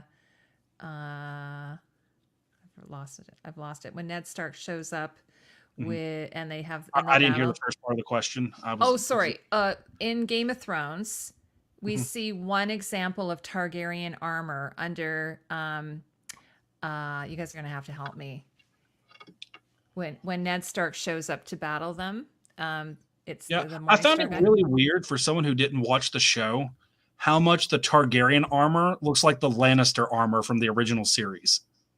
It looks like the original armor with like the gorget. Oh yeah, thank you. Thanks, Aaron. Tower of Joy. The Tower of Joy. We have the just, and it looked like, because someone was saying, I don't know if it was you who said this to me, Redwolf, but like sometimes armor would look black, but it wasn't actually black. Was it you was saying this, that they would oil it? What they do. So what we do today, do I have anything? So what we do today when we have metal is we put chemicals on it like we do a gun to blacken it. Yes, thank you, Sir Arthur Dane. Sorry guys, Sir Arthur Dane. Yes. Do you know what I'm talking about now, Redwolf? Sir Arthur Dane. And he battles the young Ned Stark, and they have two Targaryens there dressed in Targaryen armor, and you could see the sigil and everything. It was very, very simple armor. Yeah. But it kind of looked black because, it was steel, but it had that sort of patina. Right, and like well, like this, like today we chemically do stuff. Historically, most of the armors, even in the show, should probably be pretty well black armors. There should be blue. There's a historical thing called battle ready blue, where you put That's it what back in the Carl's saying. fire Yeah. and you temper it very much like you do a knife, but you leave it in the fire a little bit longer after quenching it, and you put it back in. And there's a color called battle ready blue to this day. That's what they use. It's a type of spring temper that makes it really, really hard to break into. A matter of fact, it's bulletproof. Like at the time period into the Renaissance, they literally would shoot it from almost point blank range with pistols and muskets. And the plate armor would stand up to that level of impact. Wow. Which is I crazy. just want to say, sorry, the scene I'm talking about, they are Kingsguard. They're the Mad King's Kingsguard, who have gone to protect Ned's sister, who's in the Tower of Joy, she's having the baby. Do you guys know what I'm talking about? And it was Sir Arthur Dane. Mm-hmm. I remember the Kingsguard fight, but I don't remember. So it was just very, very simple plate armor, and then there was just a little bit of a Targaryen sigil on it. Yeah. She's saying it was silver, but it was dirty AF. Yeah. It was tarnished. Yeah. RoboCop was battle ready blue. Great movie, by the way. I love that movie. Oh. So anyway, what I was trying to get at is, I guess for the purpose of this show, they've decided just to stick with the one Kingsguard, because then at some point they are going to switch it, I think. Yeah, I'm kind of looking forward to see what they end up doing. I honestly, when it came out, I wasn't really expecting a second season. I mean, it makes sense, but I felt like they really could have got through a lot of this, like 10, 12 episode season. Is kind of what I was expecting. This drug out a little bit further than I was expecting from the blurb, because I didn't look into how many episodes it would be or anything like that. I've watched the entire, like most of the show has come out while I've been hurt this go around, so I haven't really been on the internet checking into it. Oh, sorry. Yeah, sorry. Arthur Dane is Rhaegar's Kingsguard, actually. Yeah, so he's like, okay. I think we see. I know we get descriptions of Rhaegar's armor. I don't remember if we see it in the show, but Rhaegar had some pretty bitchin' armor. Like, it's all black, the dragon helm. Like, it kind of feels like Rhaegar's armor is what Daemon is trying to wear, and he's doing it poorly. Well, it's funny because, okay, I wasn't sure how I felt about this, but, you know, I had said originally when I saw this armor that there were rubies, and you can see, and they're kind of like lame. They look like plastic rubies. I don't know. Yeah. Just at the top, and I thought they looked like plastic costume jewelry. They look like plastic costume jewelry. Yeah, they're not here in this picture. This was just before they added them, but I was like, oh, because like Rhaegar had rubies on his armor, and then when he gets into the battle with Robert, they all go flying off, and everyone goes the to ruby sword. It's muddy, but like, here's an actual canon picture from the World of Ice and Fire of Rhaegar. That armor. I love that one because he looks like Chris Helmsley. Yeah, he would have looked so cool wearing this in this show. But I have a couple of consistent, like, the canon pictures of these characters look a lot cooler than what I got in House of the Dragon, and I'm mad about it. Carl, what do you mean about too long, other half too short? Do you mean like the episodes, or do you mean like the length of the armor? Oh, he's saying, can you zoom in? I can tell if it's Swarovski. They're not Swarovski. You mean the rubies? No, they're definitely not Swarovskis. Swarovskis are like have angled cuts, and these are just like flat. Like there's a capuchon. They kind of look like they slapped cough drops on them. Yeah, they're not. Like, I can't. I don't know if I can zoom in though. Can I zoom in? I don't think I can.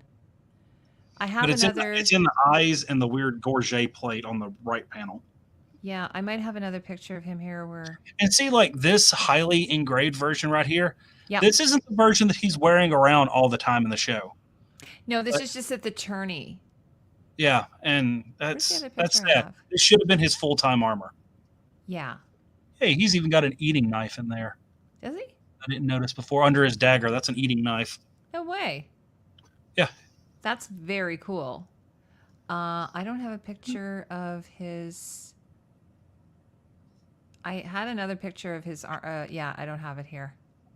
Sorry, guys. Here's Dark Sister though. If you want to look at Dark Sister, you can. Well, and if you go back, Dark Sister even is even gilded in the previous scene. I don't like when they add ricassos to them. That's that narrowing between the guard and the edge. Oh, okay. That is something on modern stuff. It is not something you see at all historically. You mean on the handle?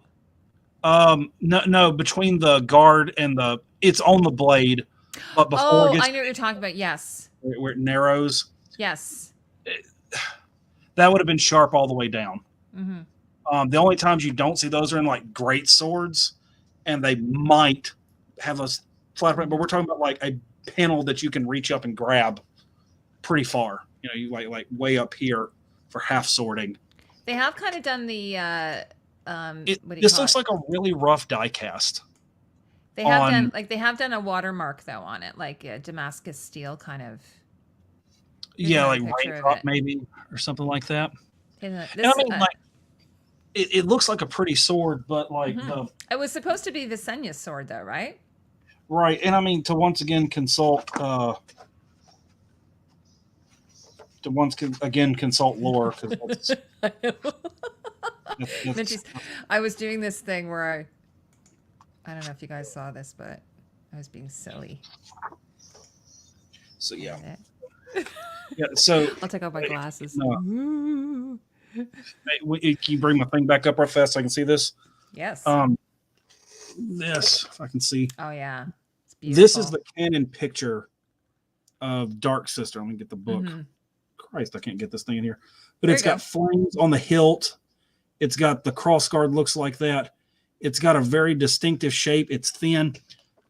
That's a sexy sword. And I feel like they didn't.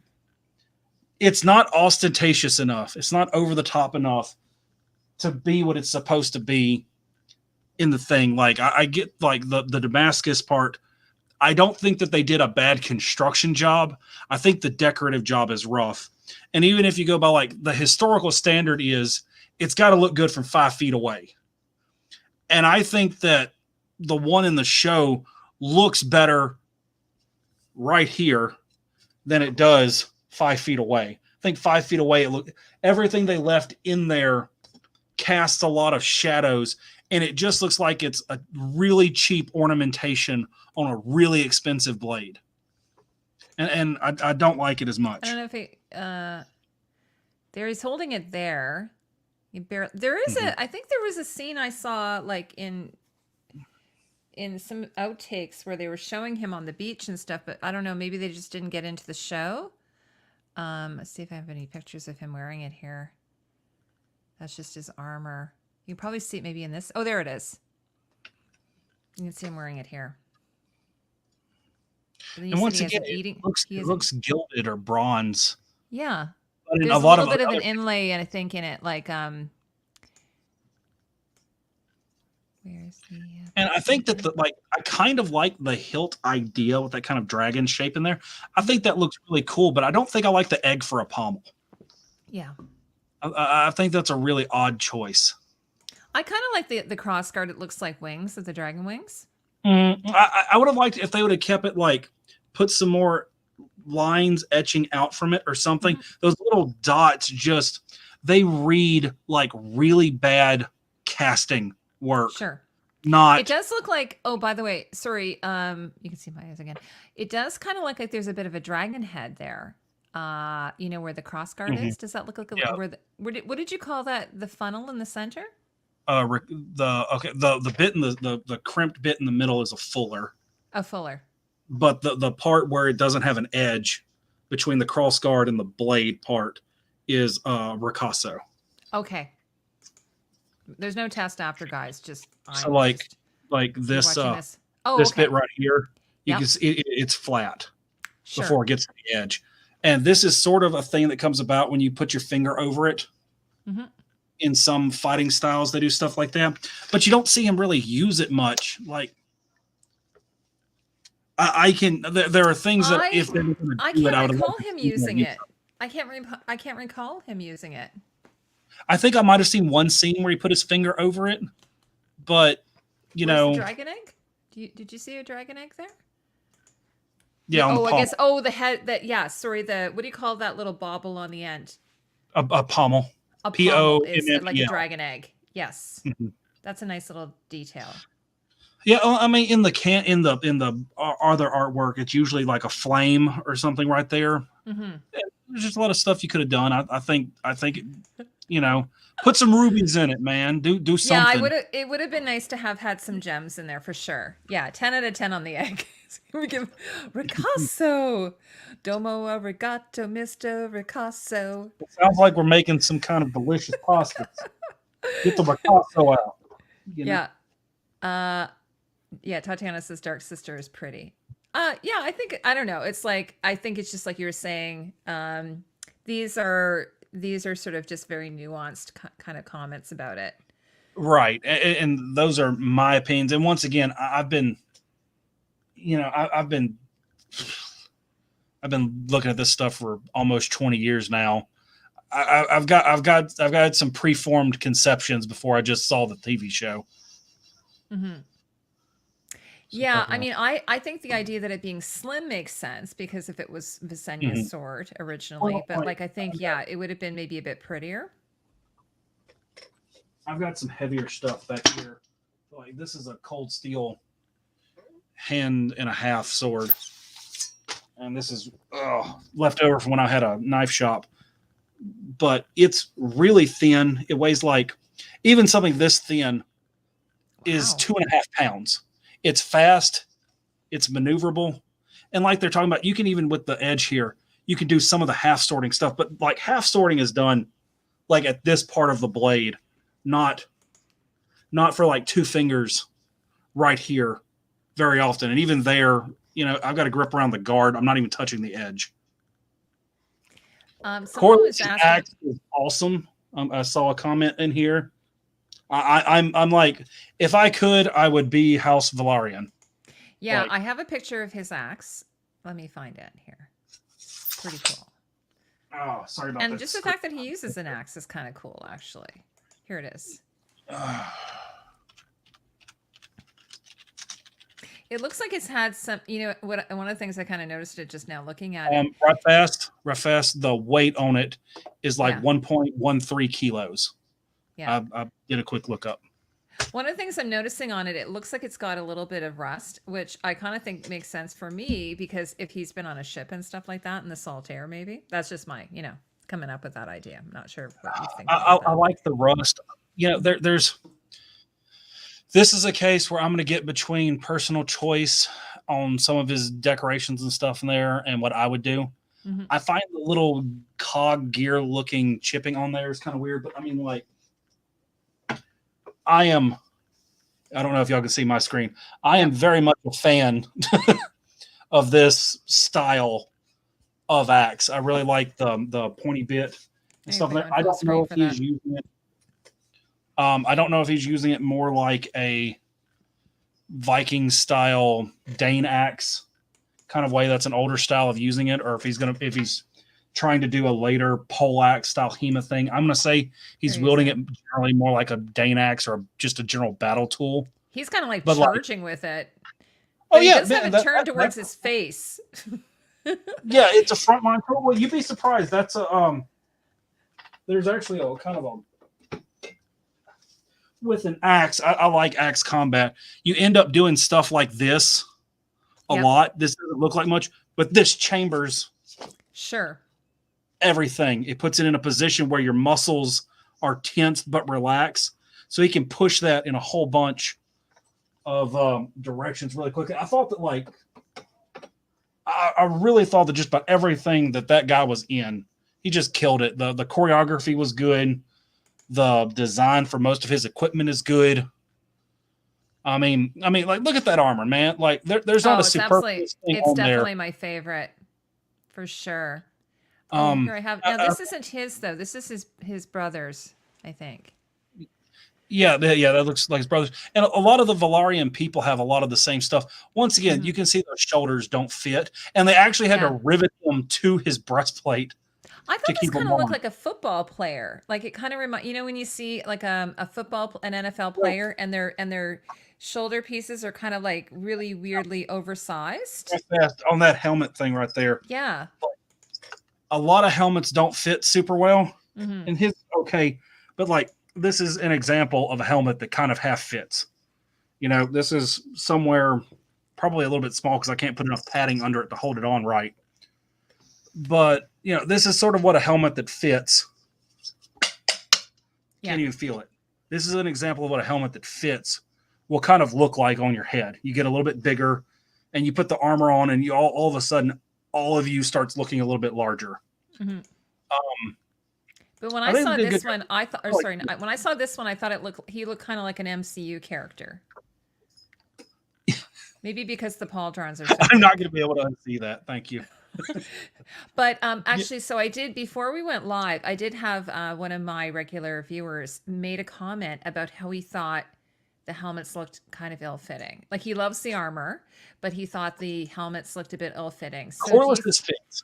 I think Yes. his armor fits. Okay. Like I said, I think it's the best armor in the show. It's got style on top of it, but his helmet Absolutely. fits.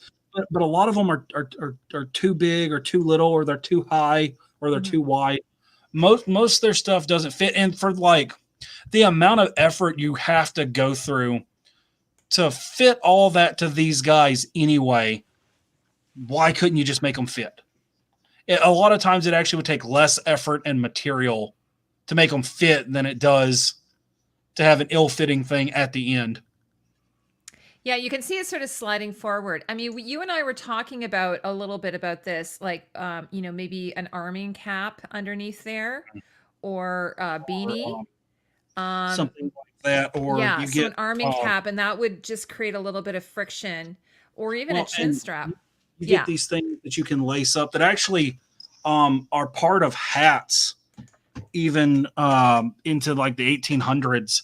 They have stuff that you can drawstring them together, so they'll sit here and kind of suspend in the area and to where they can move a little bit and things of that nature.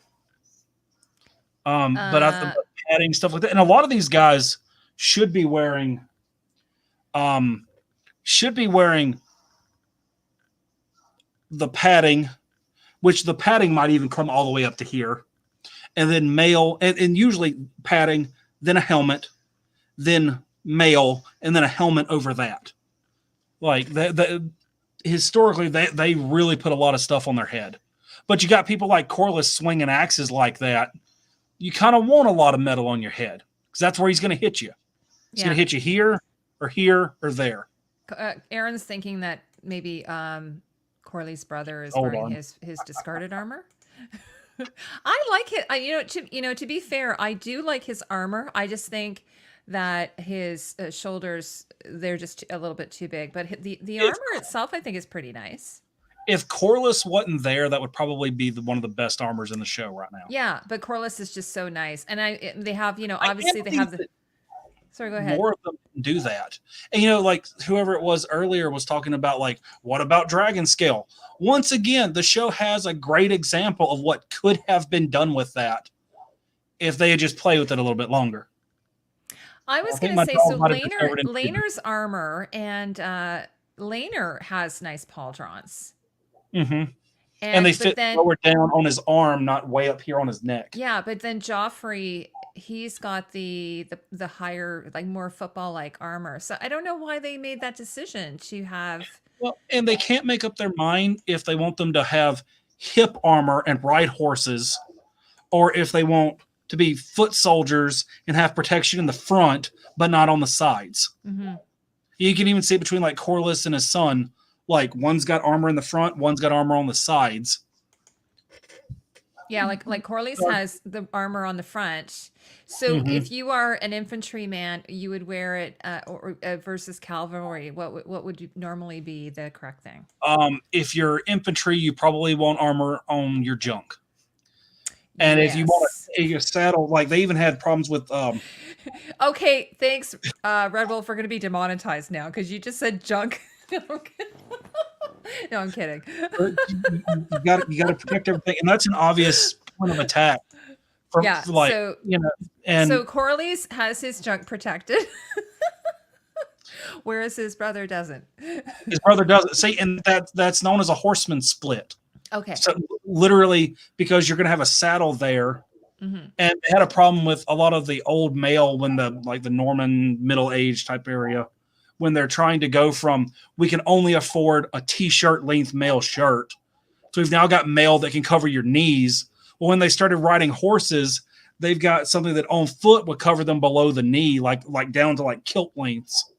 That all of a sudden is bunched up at their belt while they're trying to ride a horse because they hadn't figured out how to split it down the middle yet.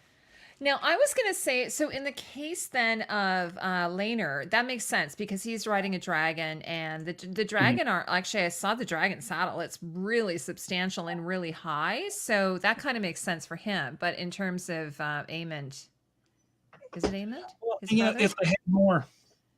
if they had more male, or if they had more play, like there's so much stuff you could have done. Yes. And there's arguments. They still spent a lot of money on what they did get. They did, yeah. It came down, like, it honestly, for me, it came down to a design decision. So, and they have this guy who did a lot of the armor for Game of Thrones. So it's not like they don't have a team of people who are like know this stuff. So it just came down to a design decision. And also, and honestly, it might come back in another season. You don't know yet. Balon Bear in your farmer fits. I just said, I'm just saying when Malarion died, he was large enough to make armor for all. Yeah. We were talking about that earlier. So let's say, like, I don't know. I mean, obviously they have the skull or the, of the dragons. What did they do with all the hides? So that would have been like a real, like, I don't know. Is there anything in the book? I can't recall. I'm wondering not to my knowledge, I'm wondering if they put them in a pyre. Because remember, the dragon bones are a weird construction. They're black in the books. They're like a lot of like ferrous type material. Oh, interesting. Right. And I think that like a true Targaryen death, I think they just burn the old dragons and that's what they yank out of them. Because like I was mentioning in, in Dune, they would take the skins of the worms and use those to make still suits, which I thought was such a neat idea. And then, like, it's funny because one of the things I was saying even before Game of Thrones, like when Game of Thrones was out and they didn't have any armor on the dragons and they didn't have any armor on Dany and so on, and I got mad about that. And I was saying, even in How to Train Your Dragon, they did a whole thing on that. Like, they did a whole thing on creating armor, and what they did is they put this goo on. They made like some armor, they put some goo on it, and then they had they actually had the dragon breathe fire on it so that it cooked it like a kiln. And then it was this fireproof sort of armor, and I was like, yeah, like they have the breath of the dragons. They could easily make all in the same token. What if we're looking at it wrong? What if the reason why they don't use scales is because the Targaryens don't want something that hard to cut through falling into anybody else's hands? It could be. Yeah. It's not worth losing a suit. Like it's reverse. It's reverse dragon steel. It's reverse Valarian steel. If we can keep some of Aaron was saying also the knives from the sandworm's teeth they use as well. And I mean, Dany has jewelry made out of the talons. So I mean, definitely those could be used as. I just think it just seems kind of like, I guess I see what you're saying there. I just think it seems like a waste. I don't think the House of Dragons even have bridles. They do actually. I saw behind the scenes. They do have like actual saddles. Dragon saddles, and they're really kind of big. Like they're high in the front. I don't. They kind of look like a Roman cavalry saddle, in my opinion. Yes. She had think Book Danny used to have an enormous whip to control a dragon. Oh, that's interesting. Maybe they do all kinds of. There's a lot of. These guys crack me up. Carl says, reduce, reuse, recycle your dragon. Yeah, Well, and yeah. also, would they not have eaten the dragon meat? They wouldn't eat it? I don't know. It may be disgusting. It may be inedible. I mean, I really don't know. It's something that, to my knowledge, George has never come out. If they do, she said maybe it's too spicy. Yeah, it might be. But like if they do, it's probably in Septund Barth, Unnatural Histories of Dragons, of which the only known copy of Tyrion took to the wall with him before the library burned in Winterfell. So we have, if George has thought of it, he has elected to burn all the sources that would tell us why we don't know what dragon meat tastes like and why we don't wear scales. But I think it's an interesting thing I hadn't thought of before. Yeah. So, yeah, and I just thought it always sort of made me wonder. But then again, like we show like what is it, that weapon that Cersei came up with. It showed that they're not completely resilient to her. What's that weapon called? Scorpion. Ballista. Scorpion. The Scorpion is a small version of a ballista. The Scorpion is the man mobile version. Well, Redwolf knows about crocodile. It was an alligator. It's alligator. Yeah. Yeah. I cut up, skinned and processed some a couple weeks ago, which is possibly the overdoing it that led to my current injury. Yes, and I have had alligator when I was down in Louisiana, which is where you are. And actually, I have to ask you while you're on here: are you a big fan of what is it called? It's True Blood. For two reasons. I am from the part of the state. There's like the rest of Louisiana and then New Orleans. Yeah. And I mean, like, even like, I think like 55% of the population of New Orleans are first generation imports.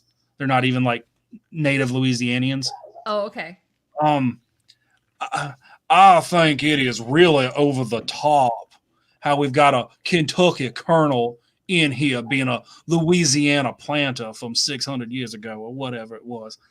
I think I watched like 2 or 3 seasons just trying to figure out what was going on and if I liked it or not. Yeah, it was funny because Anna Paquin, Paquin's from Winnipeg. Trying to do a Canadian, you know. She's Canadian. I know. She's from Winnipeg, Canada. So you're probably like, what is going on here? I think the woman who wrote the books, though, is from Louisiana. Yeah. Well, and once again, like the New Orleans, like there's different segments of Louisiana, and you don't see that a lot. Like it's one of Louisiana's big things. Like we had like different waves of settlement and stuff like that, and there's a lot of different little cultures depending upon what part of the state you're in. I'm actually watching also the new Interview with a Vampire, which they've set it in New Orleans. I have not seen it. I saw it advertised yesterday. It's really good. Yes. Yeah. I was a big fan. I mean, I'm Canadian, so I can't tell the difference. But you'll probably be furious, Redwolf, because the guy who plays Louis is British. Now, the guy who plays Lestat is I think he's Australian, but he's playing a Frenchman, so it's like totally whack. That'll be interesting. Oh, I think Tatiana said originally France or something. Tatiana said she once ate an alligator empanada. It was so good. Wow. Sounds tasty. Honestly, I might have to try that. Yeah. So, okay, guys, I'm gonna just if Redwolf is okay with this, can we just take a 2-minute break? Yeah, that's fine with me. And we're just gonna close our screens. Sorry, guys, I have to go to the washroom. I'm just gonna be totally honest with you, and then we'll come back. Okay? Does that sound good with everybody? Everyone's good with that? Okay, so we'll just be back in 2 minutes. Okay? Okay, see you in a minute. I'm gonna remove you, David.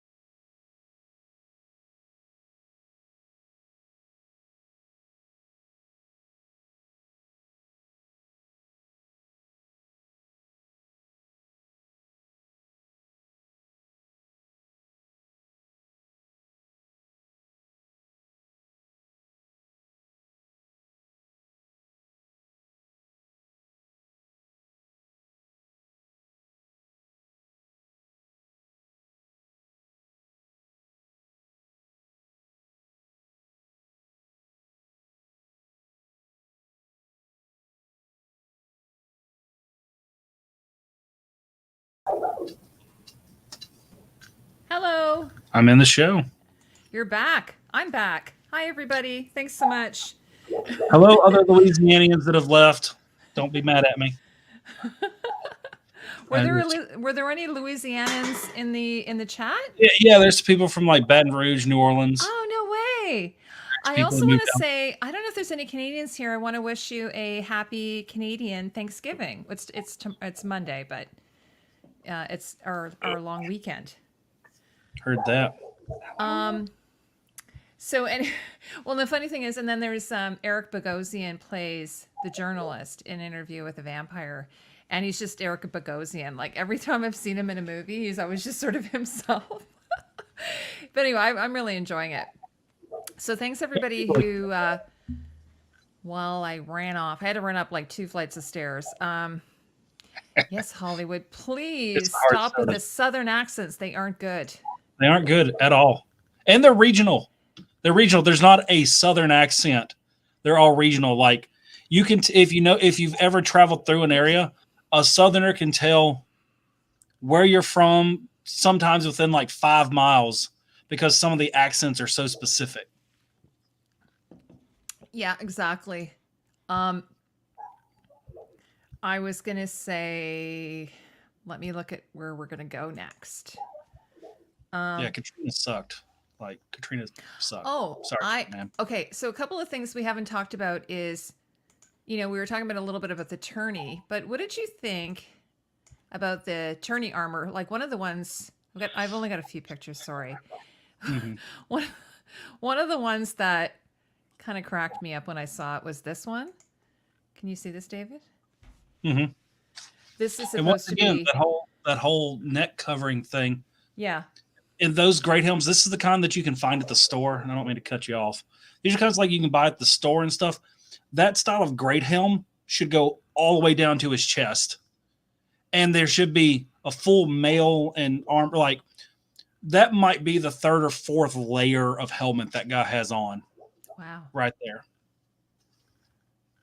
For what that's worth. But I'm sorry, what were you going to say? No, someone was saying, I thought it was kind of funny because it was supposed to be a little bit of a comical moment, which is why I was like, it's a little bit over the top. Like someone said it looked like a rook from a game of chess. No, like I actually really like that because like this is what tournament armor looked like. Yeah. Like they might only wear like the level of money, like I was talking about, like the poor guys are Donald Trump. Like you might spend $500,000 in today's currency on a suit of armor and then junk it right after that one tournament. It showed up for an hour on horseback and it had no other purpose for you now. And the one thing I liked about it, and this is something that I learned from you when we did our Game of Thrones video, is that he's wearing a surcoat or a tabard or whatever you want to call it. Well, and that's one of the things I was going to say is like on a lot of this stuff, if you give me a week, we could probably do an armor video on just the different names that the under padding has been called in different cultures in different time periods and the different ways it may or may not have been made. Like the names for so much of this stuff, 5 miles up the road, they call it something else. You know, I just call everything a gambeson.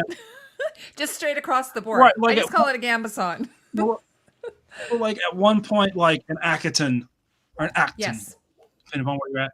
It seems to have originally maybe been like Norman and meant padded armor is just padded armor.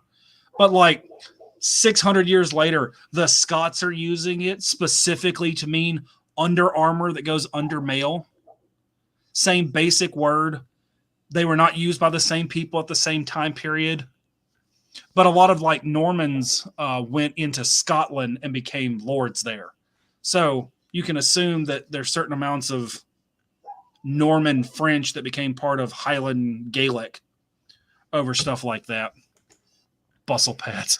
Well, Aaron, that's more than most people. Like, to be honest. For when you like big butts and you don't have one. Yeah, exactly. Yes. And then I was going to say, so I don't have a lot of pictures from this. Here's just a scene. This is Kristen and Damon in the joust.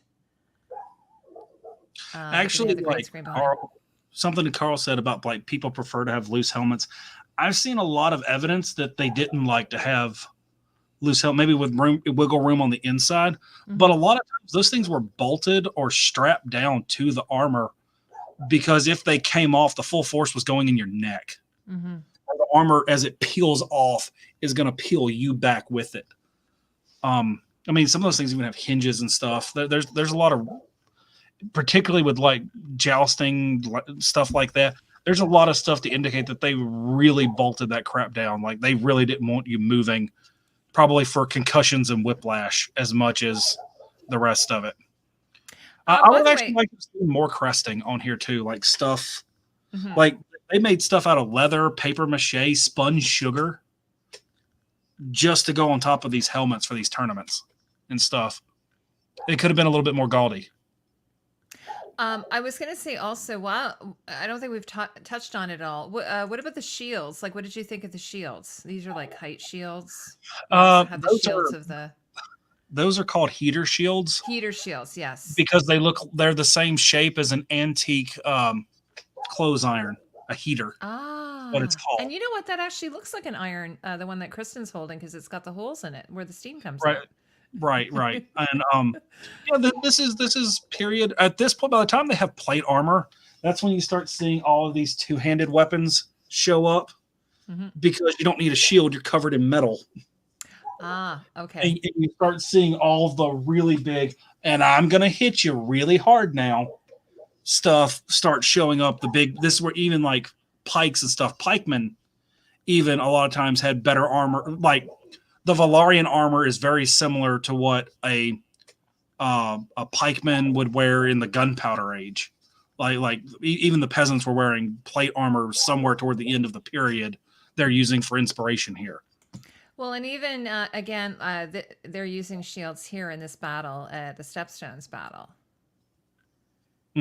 Would they have used shields at this point? That's a transition. That is the smaller kite shield like that is historically a transition between the kite shield and the heater that they're using there. I thought it was a really good touch. I really like seeing those in there.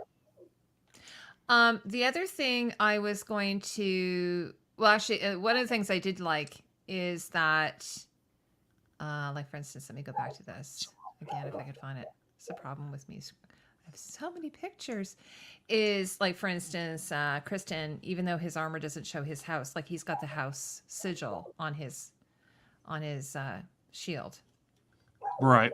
And there's no reason why Damon wouldn't have taken his leg out right there with like a quick stab from Dark Sister. Like, yeah, because he's got that gap there. He's got a huge gap, and he's got his shield high. He's wearing like from a fighter perspective, that would have been the cheap shot that ended the battle. Okay. Now, you and I were talking a bit about the Morning Star. You can't really see the whole Morning Star here. He's got it in his hand. That's sort of that's his main weapon. That's the weapon that he's known for. But you made a comment to me off camera about how you think he still, as a Kingsguard, that still would have been a weapon he would continue to keep. Well, why wouldn't you elaborate a bit about that? Why wouldn't you carry your best weapon with you? And like the knights carry swords because it's their symbol of office. And in a lot of places, they were the only guys allowed to carry weapons at all at court. And the only reason why he wouldn't carry a Morning Star would probably be because it can bang into stuff. A matter of fact, carrying a sword without a sheath or something like that is a known Viking medieval punishment for people because it's so hard to walk around with a weapon and not bang it into stuff. And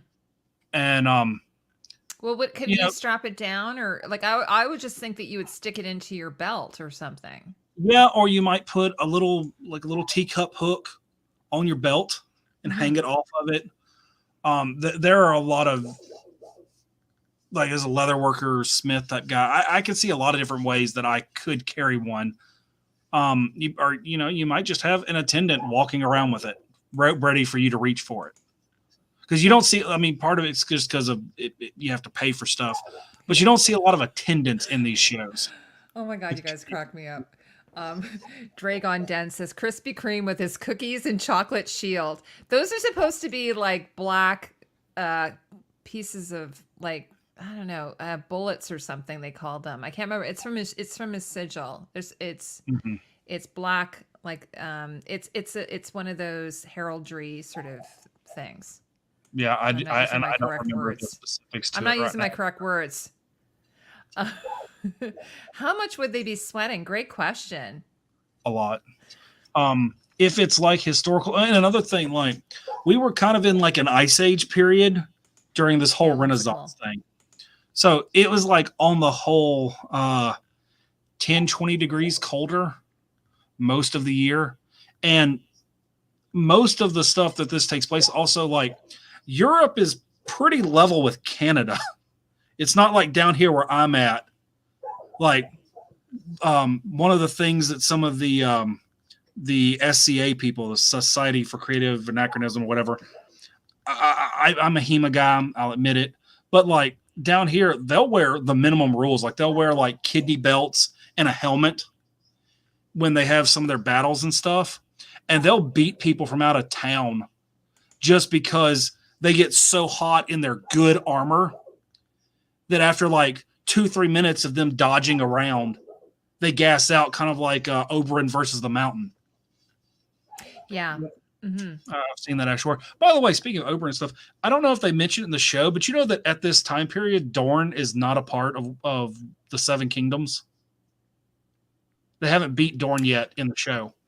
Yeah, because I think that they tried to get Dorne, right? Like continuously, and Dorne just keeps kicking their ass. You know, it's funny because when originally I saw that episode where they were in Pentos, I originally thought that was Dorne, like just from the pictures. I was like, are they in Dorne? Like just based on the pictures because it looked kind of slightly tropical. I think it's gonna be like the grandkids, great grandkids generation, where like I think it's Balon the Blessed went down there. But I could just like was asking, like, you know, we're talking about the sweating. What about chafing? They put a lot of effort into wearing it right. And like probably part of the reason why you wear a gambeson originally might even be to wick the moisture off of you somewhat. Yeah, like linen is very absorbs. And if you combine linen and wool, one of the forgotten things over like don't wear this. This is something I can even tell you from reenacting is a lot of them. The combination of linens and wools wicks moisture very well. You want to jump in on this? I am jumping in on this. All right, here, guys. Here's Amber. Hi, Amber. Hey. How are you? Here, come on the camera. Hi, sorry. She just wants to say something about Amber is like a plethora of knowledge. She's a well of information. I don't. Okay. You got to be on. Okay. There you go. You look beautiful. Right. Thank you. So linen is actually better at wicking moisture than cotton is. It's really, really incredible. And if you mix it with wool, so you have Lindsay Woolsey, it can both hold a lot of moisture, so it's very warm, and it lets it go. So it kind of pulls the moisture away without losing heat, which would be really important in, you know, colder regions. And you see it during the what is it, the 15 to 1600s or so. They were actually especially in Europe, going through a miniature ice age. So you see a lot more fabrics that were more for retaining warmth. But you see in the warmer regions, a lot more people would wear leathers and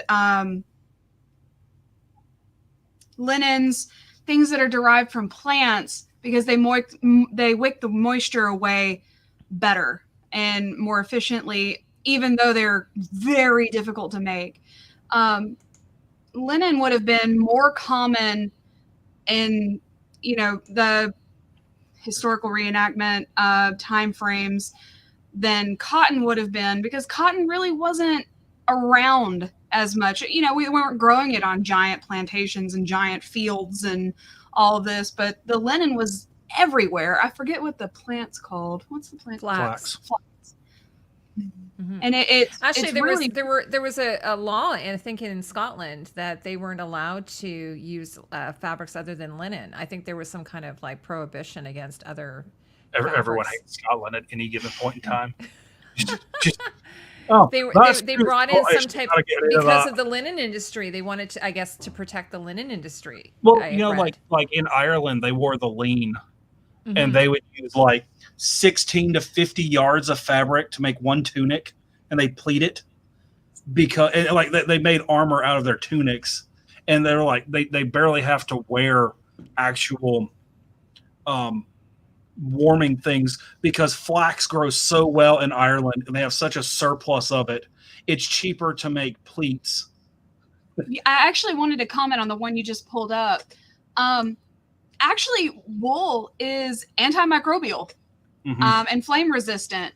So it really wouldn't have been as musty. And people might not have bathed the way we do today, like jumping in a shower or taking a bath, but they did wipe down every day with their cloth and rinse that. And actually, up until the Black Death, they scoured people, extra hot water, extra abrasives. Like you came out pink and hurting from a bath because they would scour you. But then the Black Death happened, and everyone went, well, maybe we smelled too. Because remember, if it smells bad, it must be bad for you. Well, everyone went, well, we were so clean and we smelled so good. Maybe that's what killed us. So we went through a period where we actually, for several hundred years, we quit bathing and doing as much stuff. Quit bathing as much because we didn't think the Black Death might come back, or hoped it wouldn't. Yeah, that's one of the complaints I always have about, like, when they show the Middle Ages, they show people really dirty, and it's like, or like Outland or Highlander, not Highlander. It's common to wash every day when you come in. And the Vikings were known to actually be, Redwolf and I were talking about the Vikings. They were very clean. They had toothpicks, they had combs, they colored their beards. We have surviving examples of texts from the Angles in England complaining that when the Vikings came here trading, they bathed and they washed their hair and brushed their teeth. And the women of the village all leave with them every time they show up. We can't keep letting these Vikings come here, these Danemen come here, because the women of the village keep leaving with them. Because they smell nice and all that. Yeah, and they dyed their beards, apparently. They bleached them mostly. They bleached them? Yeah. The blonde hair color was considered extremely manly, so they would bleach their hair pretty frequently. Yeah. And I was going to make... Actually, there's a really great movie. I don't know if you guys have seen it. It's with Chris Pine, and I think where he's playing Robert the Bruce. Outlaw King. Oh, such a great movie, right? And I loved it because very well done. It was very well done, pretty accurate actually. And what I love though is that everyone was clean, and I'm like, this is so great. Whereas we were talking about, I think Shashi, I don't know if Justin's still in the chat. We did one on what's that Mel Gibson Scottish movie? Braveheart. Braveheart, yes. And how kind of dirty and everybody was, right? So it was.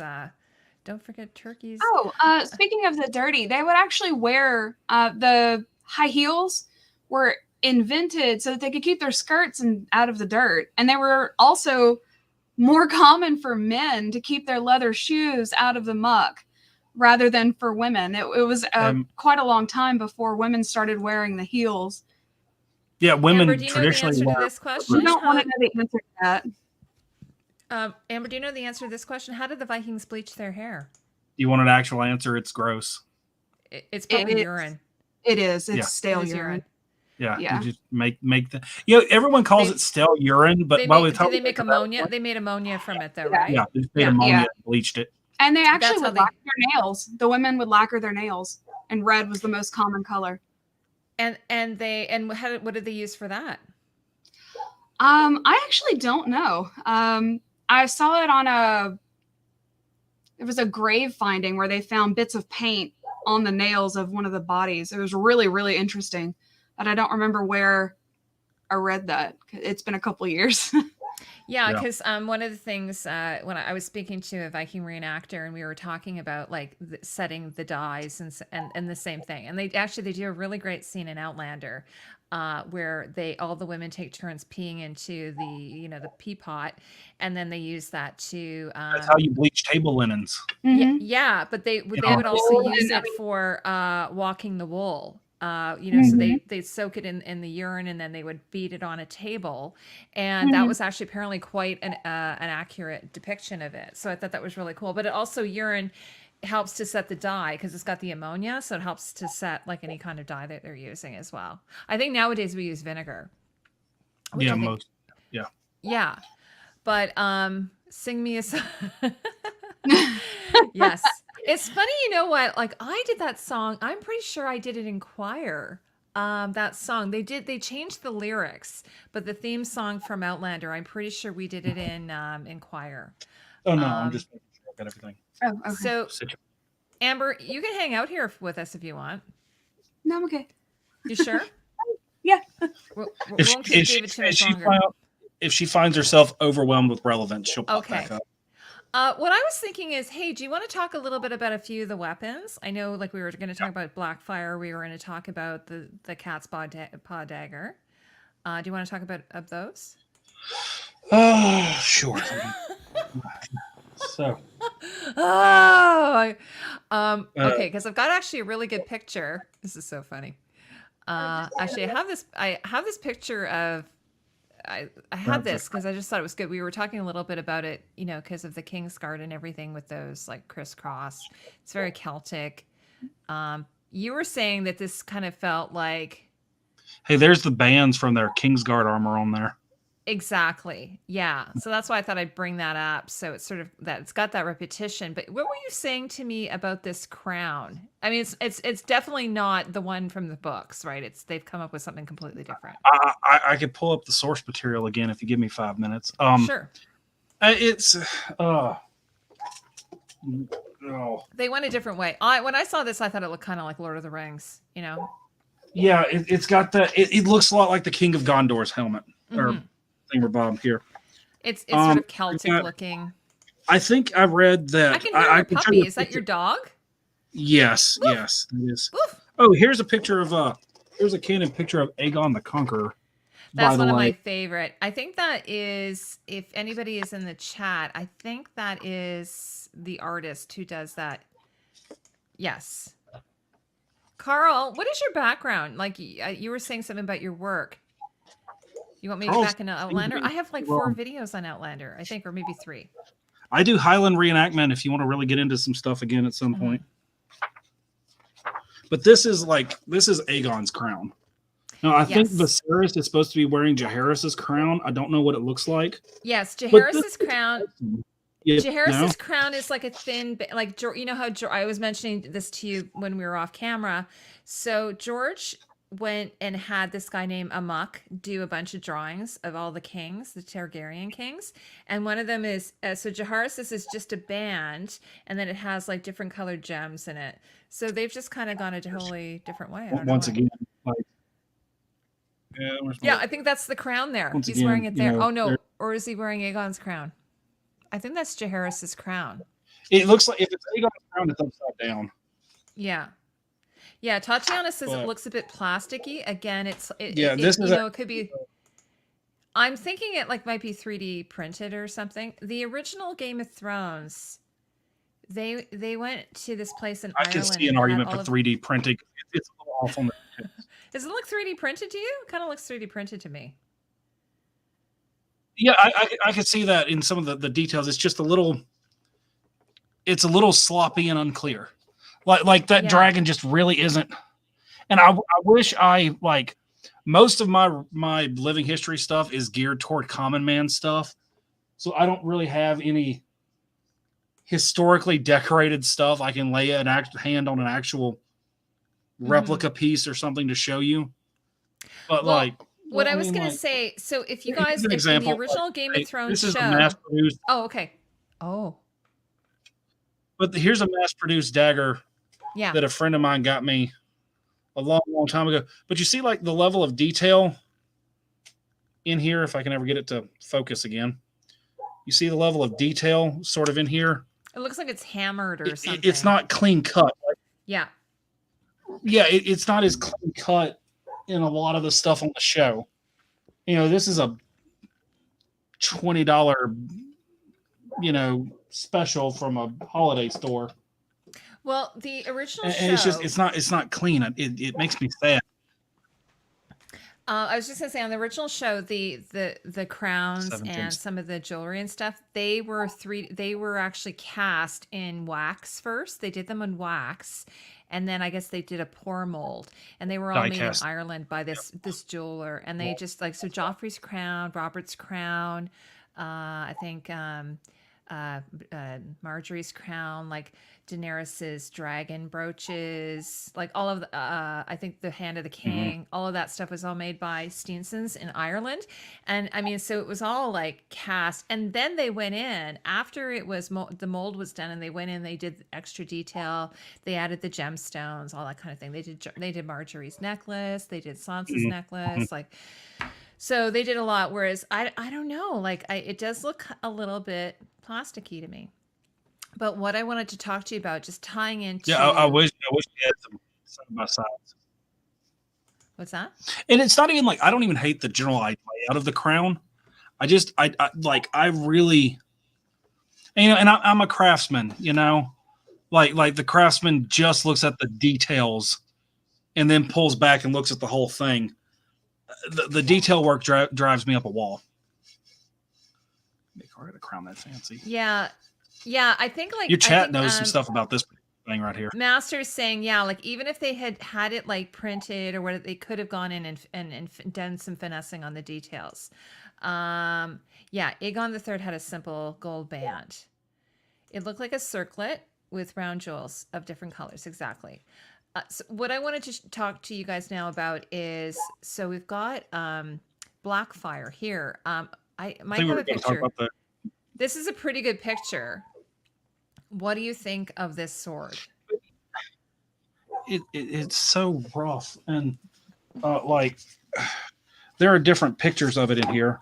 But like here's a good one. Here's a good one. If you could pop mine back up right fast. If you're wondering what this book is, David showing, by the way, this is A World of Ice and Fire, George Martin. This is the official encyclopedia for Game of Thrones. I think that their podcast, I think George sent them like 5 or 6 times that much material, and they had to cut it back. And but yeah, that's the official encyclopedia for a Game of Thrones. I'm trying to figure out, like, I know, okay, like for instance, there were a lot of people about The Witcher that got upset about the costumes and the weapons and so on.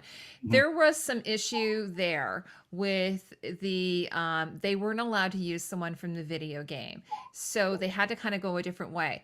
Do you think that maybe they weren't allowed to use these like artists' depictions? Like, I'm sure they could have like gotten permission from them. They have said several times that they have not bothered looking at it on several other things, and I really think they just didn't bother looking at it. They went, they're dragon people, let's do a dragon sword. And like even the Ricasso bit wouldn't bother me if any other weapon in the show looked like it. Like I feel like they're too unique. I mean, the Damascus is nice. Like, the Damascus is nice. I really like the grip, that kind of chevron wrapping, like the braided wire in the grip. Some of the details are great, but that is a really rough looking casting on that kind of dragon skin pattern. It didn't need that. If they had just left it smooth, it would have looked better. Yeah, and they've actually, it's funny because I noticed that the handle, the hilt, I guess it looks kind of like Daemon has his sleeves kind of have that swirling pattern. And then I thought that the pommel kind of looked maybe like the Faith of the Seven. Right, it's got 7, and 1, the Targaryens are known not to be followers of the Faith of the Seven, and 2, that would indicate that someone has taken off and redone the furniture on Blackfire since they became kings of Westeros. And there's actually proportions on a sword. They use sacred proportions in Europe for the ratio for grip length to blade length. Oh, And okay. Blackfire's short. Blackfire looks like a single-handed sword. It almost actually in this picture it looks like a dagger. Right. It The doesn't even look like a proportions are off. sword. It looks more like a Right. dagger. And he uses it as a bloody walking cane. and God. Do I have a picture of him in it? I don't even know if I have a picture of him in it. And I mean, even as someone who actually like uses a cane, he didn't even walk on it as a cane very well. Mm-hmm. Yeah.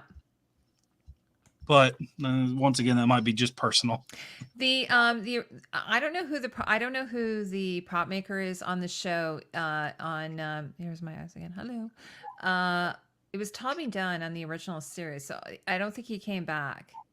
I'm assuming that there's just really very few people who do this. Like I can't even imagine how many props Hit the people ground. do medieval swords. Like for instance, there's one guy who does most of the MCU like super suits, right? There's one guy who does most of them, his company. So I can't imagine that there are that many people who do this type of thing. So, but Tommy Dunn, I thought, did such a great job on Game of Thrones. But he's probably gone off. Probably think, but one of the important things here, maybe one of the problems is they don't actually have to stand up to like. I hit trees with swords in my channel to test the swords. You know, I like they don't have to stand up to really being used as a sword in the show. So like more people can make a sword looking object than can make a sword. Yeah. You know, and I think they put a lot of effort in the steel and not enough in the grip, because the steel looks awesome, but they don't even like get a good close up of it like what they do when they're talking about like ice. No, because it's in an actual holster, I think. Yeah, it's in the sheath, and The sheath. And they didn't even pick like a large grain Damascus that pops out a lot, like a ladder pattern or some of the other patterns that would have shown up better on film the way they were filming. Yeah. So we were talking. People might not know what Damascus is. Do you want to explain what that is? Redwolf? Scabbard. Thank you. So sheath. Damascus. The difference between a scabbard and a sheath is largely whether it's got a wood core or it's just leather that's been wrapped around. That's a kettle of worms. So Damascus, the short version would be it is several different types of iron that have been forged, heated up to the critical temperature, and then molecularly fused together by hammering them. You fold them and you can do all kinds of stuff like that to get different patterns and stuff like that. And the name comes from a place, I think it's in Syria now, but from the city of Damascus. And they were famous for taking this steel that they got from somewhere. We're pretty sure it's in India, I believe. They now call the most commonly accepted name for the traditional steel is Woots now. But there's so many different ways you can make Damascus. You should watch Forged in Fire for like one season and you'll see like 40 of them. And back in the day, it was a really high quality. What they did was they combined a lot of high quality stuff that didn't have a lot of impurities in it historically. And you sort of get to mix and match the best versions of irons. Like this one's really tough, but this one holds an edge. And they would just sort of melt them together to make steel soup. So that you didn't just have like, this half of my knife is really sharp and this half is really tough. And then it breaks because it's all in the wrong spots. They kind of melted it all together. And you can do it today. A lot of times they do it just decoratively. They don't do it because it makes a steel that's tougher. It doesn't make an iron. It's sort of like it is a step toward the modern industrial method for taking the iron, separating out all the little bits and stuff, and then putting them together in a formula to make a certain steel with a certain name that's good for a certain thing. I thought that they've lost the recipe for it, for Damascus steel. They've tried to recreate it. I think the best one we have, I think it's Secrets of the Viking Sword. It's got a guy that took it from literal iron ore bricks and forged a Viking sword all the way through. It's out there. It's pretty easy to find. There's an argument for we don't know exactly what it is, and we probably won't ever know the exact pattern. But like, even the people in Damascus weren't making it; they were importing it from somewhere. We know chemically more or less what it was.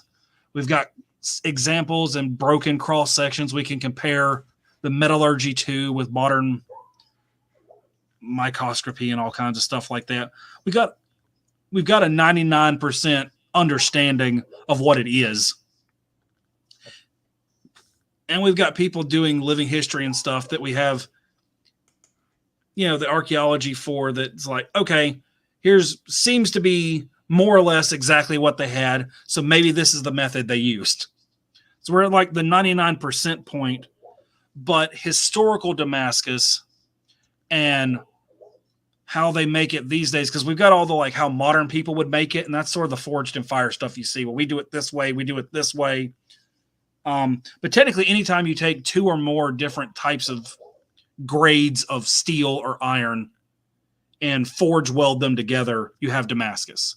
And there's really not that much special about it. In a lot of ways, these days, you end up with the stuff that it looks pretty, but you're going to end up more with like saw teeth than a regular edge, maybe even on a microscopic level, because we can make one piece of homogeneous steel so good now that Damascus is usually worse than what we made the Damascus out of. Mm-hmm. If that makes sense. Carl's yelling at us. He's saying it was made in Damascus, hence the name. There are arguments about that, and I'm kind of. We don't have to get into that. I wanted to know though, was the watermark, the moire or whatever you want to call it, was that naturally occurring? That it just you ended up getting that, or did they do that like? Well, you usually have to put acid on them. Historically, you probably wouldn't see that. Oh, okay, interesting. So much in there. There's one of the fun Viking ones is there's several of them. There might have been even they talked about it in the Secrets of the Viking. You know what? It was funny. It's funny what Carl's saying here. There's nothing magical about metallurgy. We're way beyond Damascus. It's interesting though, because my husband was saying, like, I'll be like, why is that considered magic? Like, even like 100 years ago, like. Imagine anything that we're doing nowadays. Because we didn't tell anybody about it. Yeah. like it's all like, no, I'm over here. And the guy's like killing a bull with it and throwing chamomile into it while chanting on a full moon. And it's just theater. So you'll pay him an extra $200. Mm-hmm. It's all just smoke and mirrors. Yeah. Yeah. Carl's right. Like it's really like grifting. Yeah, it's mostly grifting. Yeah. Yeah. What someone said earlier. Yeah. So I think I do think George is basing, Valyrian steel off of Damascus steel to a certain extent, obviously. Yes, definitely the showrunners are. And the same with Dragon Class, it's like Obsidian, Mm-hmm. I think that's what I was saying. There are some real world, except for the dragons, obviously, there are some real world examples of some of these things. George, alchemy. That George has. With the Obsidian, the conquistadores got shot through their mail and plate and stuff. They got murdered by Obsidian. Like, it makes some good stuff that sometimes can go through even metal armor. Because I think even in Canada, the First Nations might have used them for arrowheads. Yeah, I think you can get steel down to, on a molecular level, you can get steel down to like 1,000 molecules thick. You can get obsidian down to like 2, and you can sterilize obsidian because it's glass. Mm-hmm. So they're actually starting to use it in as scalpel blades for microsurgeries Oh, wow. because you That's can very interesting. sterilize it and you can literally make it 500 times sharper. That's kind of like in the old days, you used to use record player, what do you call them? The needles. Needles were made out of diamonds. Do you remember that? It's going back a ways. Yeah. You guys are like, what's a record player? I don't know. Yeah, Oh, wildfire is okay. based on Greek fire. Yeah. Okay. I've thrown this in here because we were talking about Viserys's sword, like, ancestral sword. What did you think of this thing? I'm kind of laughing just looking at it. It's kind of ridiculous. I think it would make an okay boar spear. Yeah. Because the primary function of a boar spear is to have a cross guard to keep the boar from coming up it.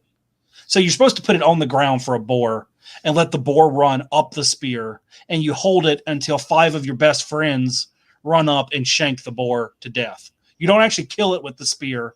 You just hold it there while everybody else kills it. Oh, okay. Yeah. That's. I think that it is really freaking short to try and kill an elk with. Like, yeah. Well, and also, what is this weird pom-pom thing on it? That is parade stuff. You'll see that on like the Swiss Guard and stuff. You'll still see that. It's fancy. It keeps it from getting blood down the shaft and some stuff, arguably.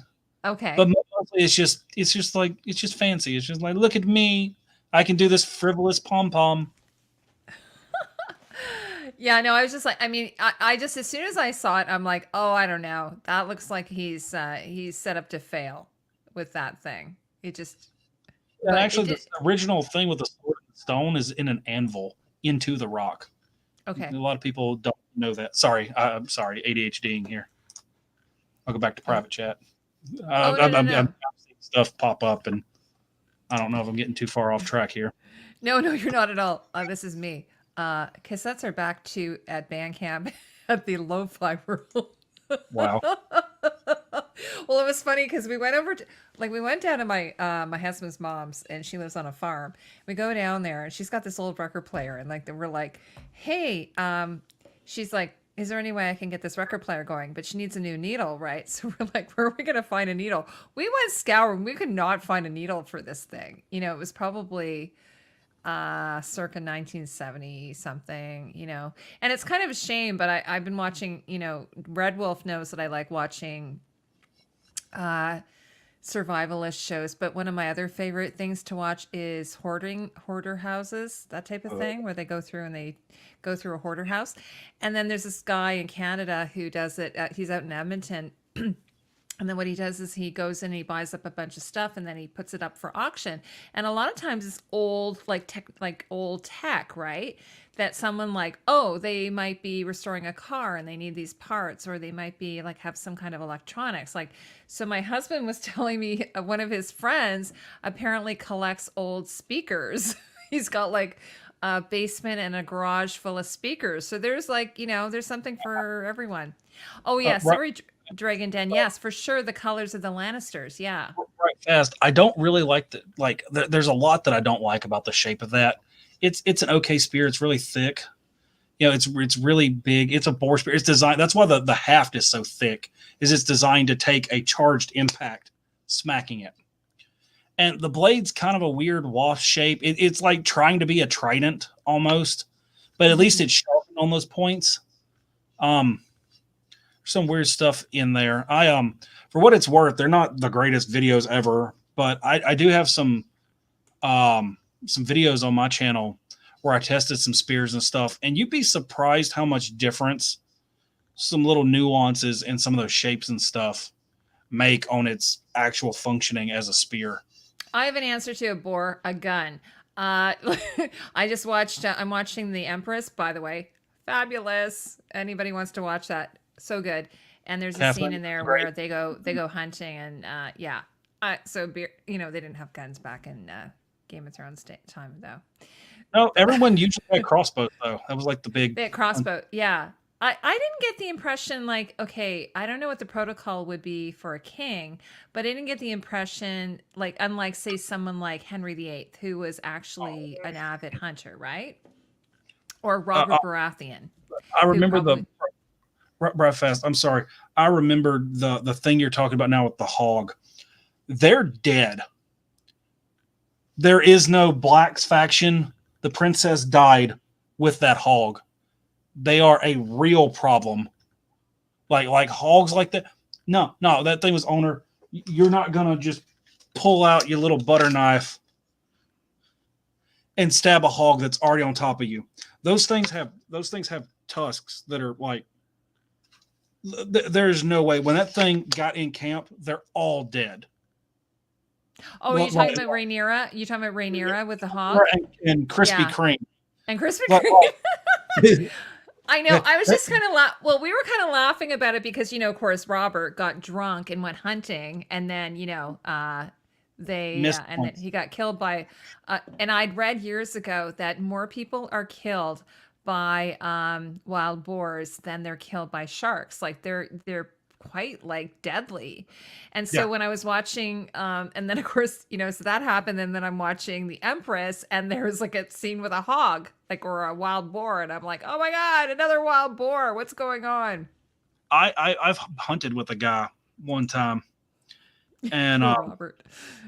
I hunted with a guy that I've literally seen chase off a bear, wearing nothing but a pair of shorts, just run out and run a bear off. We were out hunting one day and saw a bunch of hogs, and this guy dropped his gun and ran up a tree. Like, hogs are no joke. Like, yeah, hogs are no joke. What about rodents of unusual sizes? We call those nutria, and they're a delicacy in Louisiana. Yeah, rodents. You guys know what I'm talking about? I'm into my cups now. So rodents of unusual sizes. Lions don't go after boars. They don't? Really? Is that true? I thought lions are the top of the food chain. I think they go after warthogs. This is I don't think they have wild boars in Africa, do they?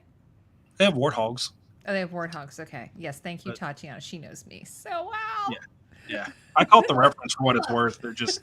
Oh, you did. Okay. It was just. Wasn't that funny? Oh no, we just have giant rats down here. Like there's some. Yeah. Oh, okay. So next thing, why don't we talk about? I was thinking, do you want to talk about the Royce armor? And now, okay, like so for instance, Damon refers to his wife Rhea as the bronze bitch. I did read that they did wear bronze armor. Would they have worn armor when they go out hunting? In the Vale, probably. It's not unheard of to wear armor. Several of the things that we have for the Royces in the Game of Thrones updated timeline, a lot of times they're never seen without their armor, and they're first men. Not they're one of the few first men left, and all that, and like the Royce in the regular timeline, in the updated one, is literally called Bronze Jan Royce because he wears bronze rune encrusted. But I think he's wearing I think he is wearing a surcoat over it, if I recall. I don't remember seeing the actual armor. I think he wears like plate steel in the show. Okay. In the Game of Thrones, he just wears like regular plate armor. Like I think this is pretty well designed. I just want to see more. Like, if you're gonna put some metal plaques on it, give me some metal armor, like some scales, like the. There's so much you could have done, and like I told you earlier, it looks like most of the runes are on the back instead of on the front, and they still did that here. And they still, like, the front of the armor should look a lot like that. It should be a big plate for both genders, and it's weird that they put the straps at the top and on the side. Once again, they're doing straps. Yeah, it's an over the head style. It should be continuous or permanent or something. I have to say, this is going to be very controversial. I'm not super crazy about the boob armor silhouette. I just don't really like it. It's a blade catch, and historically, armor bubbles. like most historical armor would fit women as well or better than it fits the men because of the shape of it. They really do pop out in a smooth surface over that area a lot. So you're saying she could have worn the one that her uncle's wearing, and that would have been just as good, or? I would have added 3 inches to it and used the same cut. Sure. Lengthen the armpit down if I was making. Just yeah, add a little bit extra I mean, to I'm stick just like, I'm kind of just over the boob armor. And, you know, I actually, the Lord of the Rings, they do a little bit of it too. It kind of drives me a bit bonkers.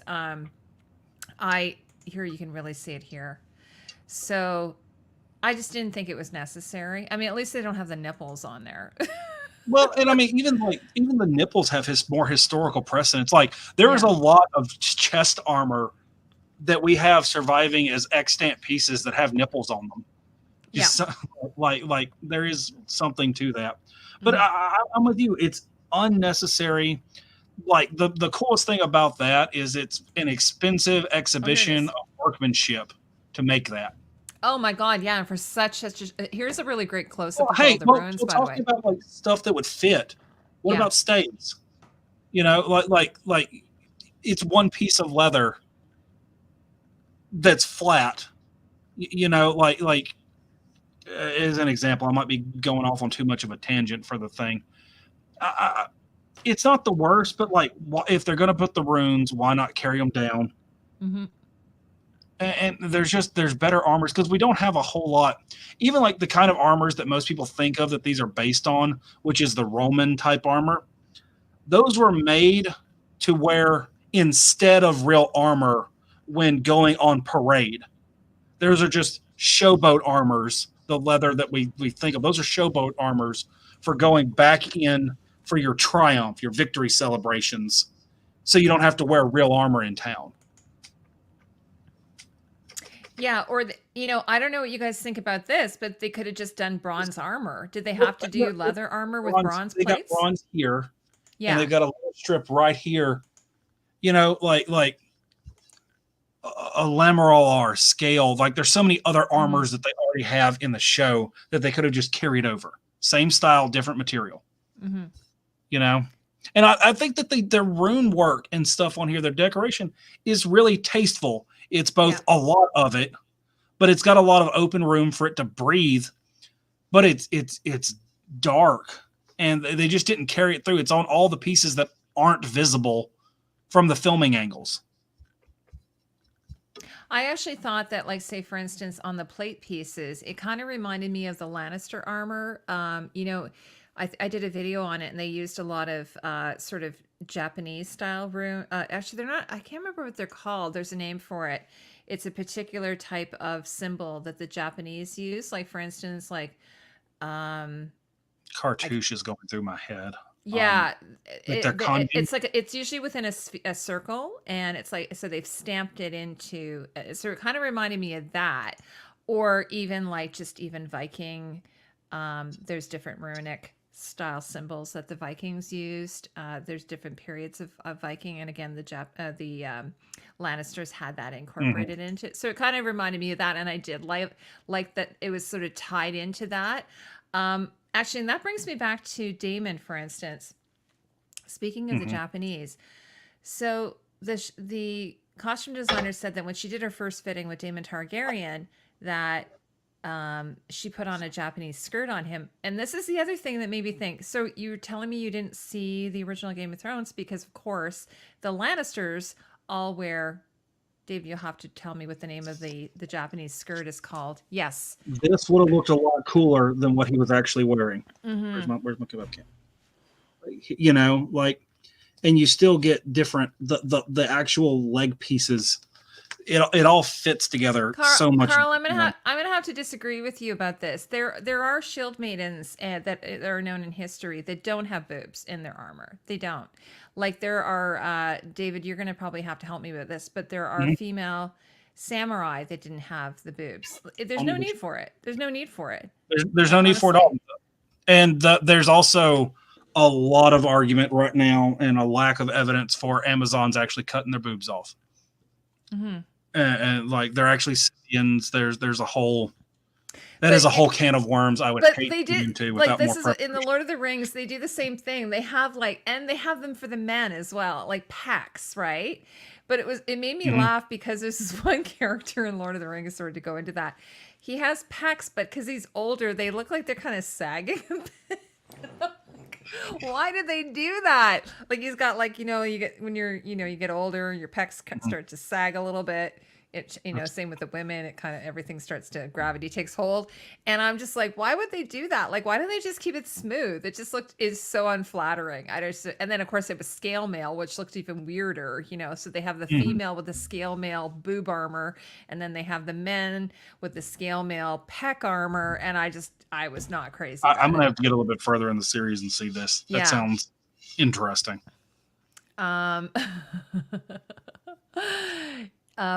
What's Dragon saying? Yeah, the Roman armor that people think of were officers showing off armor. Yeah. It's just like, you can't tell, but I'm an officer and I'm rich as hell.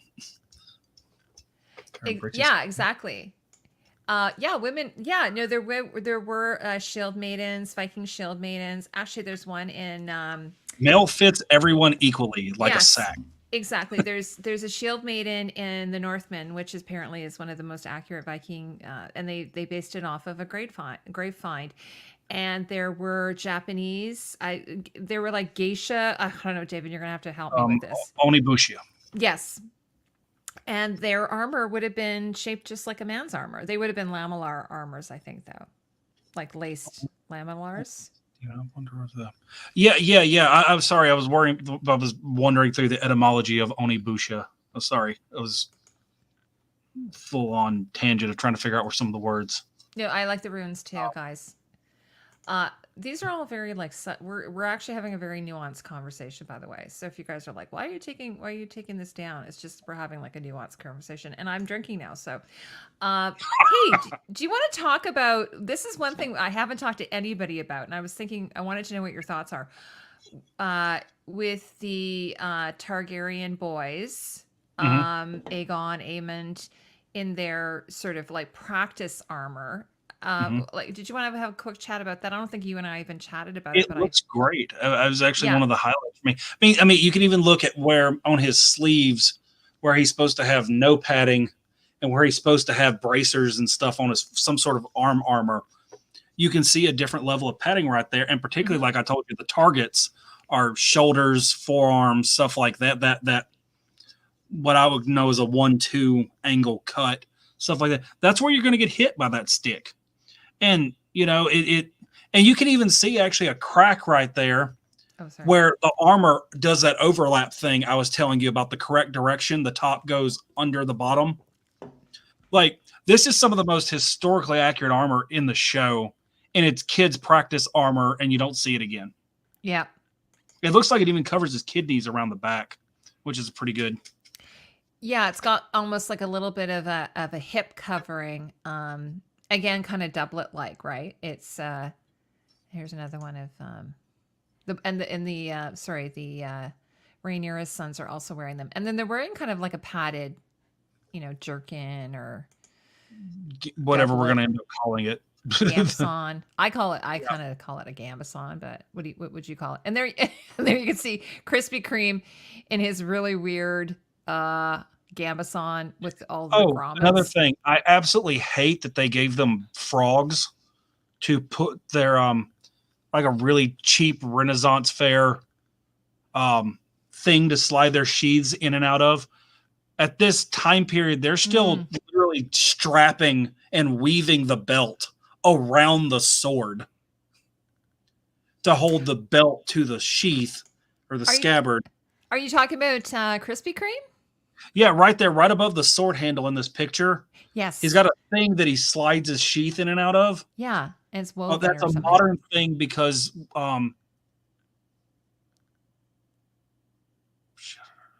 man, I really want to get in on some of this chat. It's not the thing for today, arguing about all the historical female thing. We might have to do a live stream on historical female warrior at some point. Don't just ignore. Is it Carl? Just ignore him. It is mostly just Carl. Like, I don't have time to tell you everything, all the details, and I'm trying to stay on point. It's so hard. Yeah, yeah. But you can see right here, like his thing. You see him in the show. You'll see him pull his sword in and out of that when he goes someplace. At this time period, that's really weird, and particularly that it laces up. That's a modern thing because historically, hey, could you bring me that knife right there? I can actually give you. Actually, Red sorry. Wolf. Actually, one of the things I'm noticing is he's holding, like, I'm realizing he's holding, just the wooden sword, like the practice sword. But he's actually not wearing his own sword. No, he's taking it off for some reason.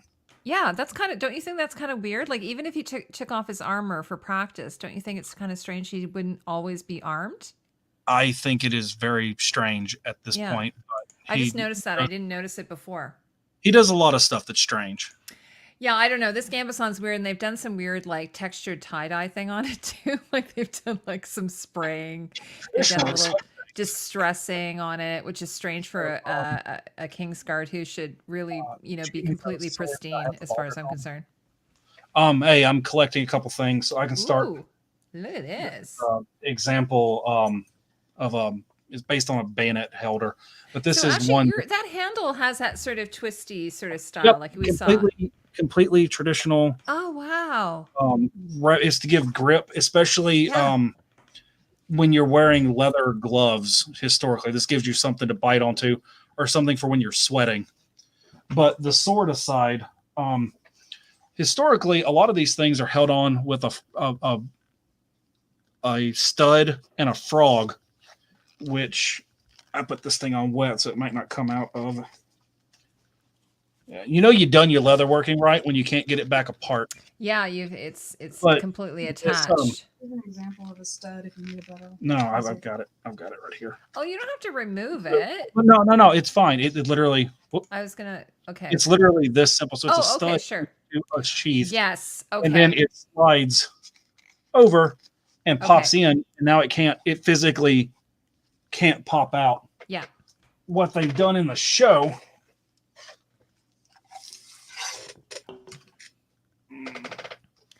Redwolf is showing us his vast collection. Reenactor type thing where it's just a bunch of laces so that it fits on. So these are solutions I've come up with for my problem based on history. Mm-hmm. So here's one more similar to what he's actually using. So it's just a piece of leather that goes into your belt.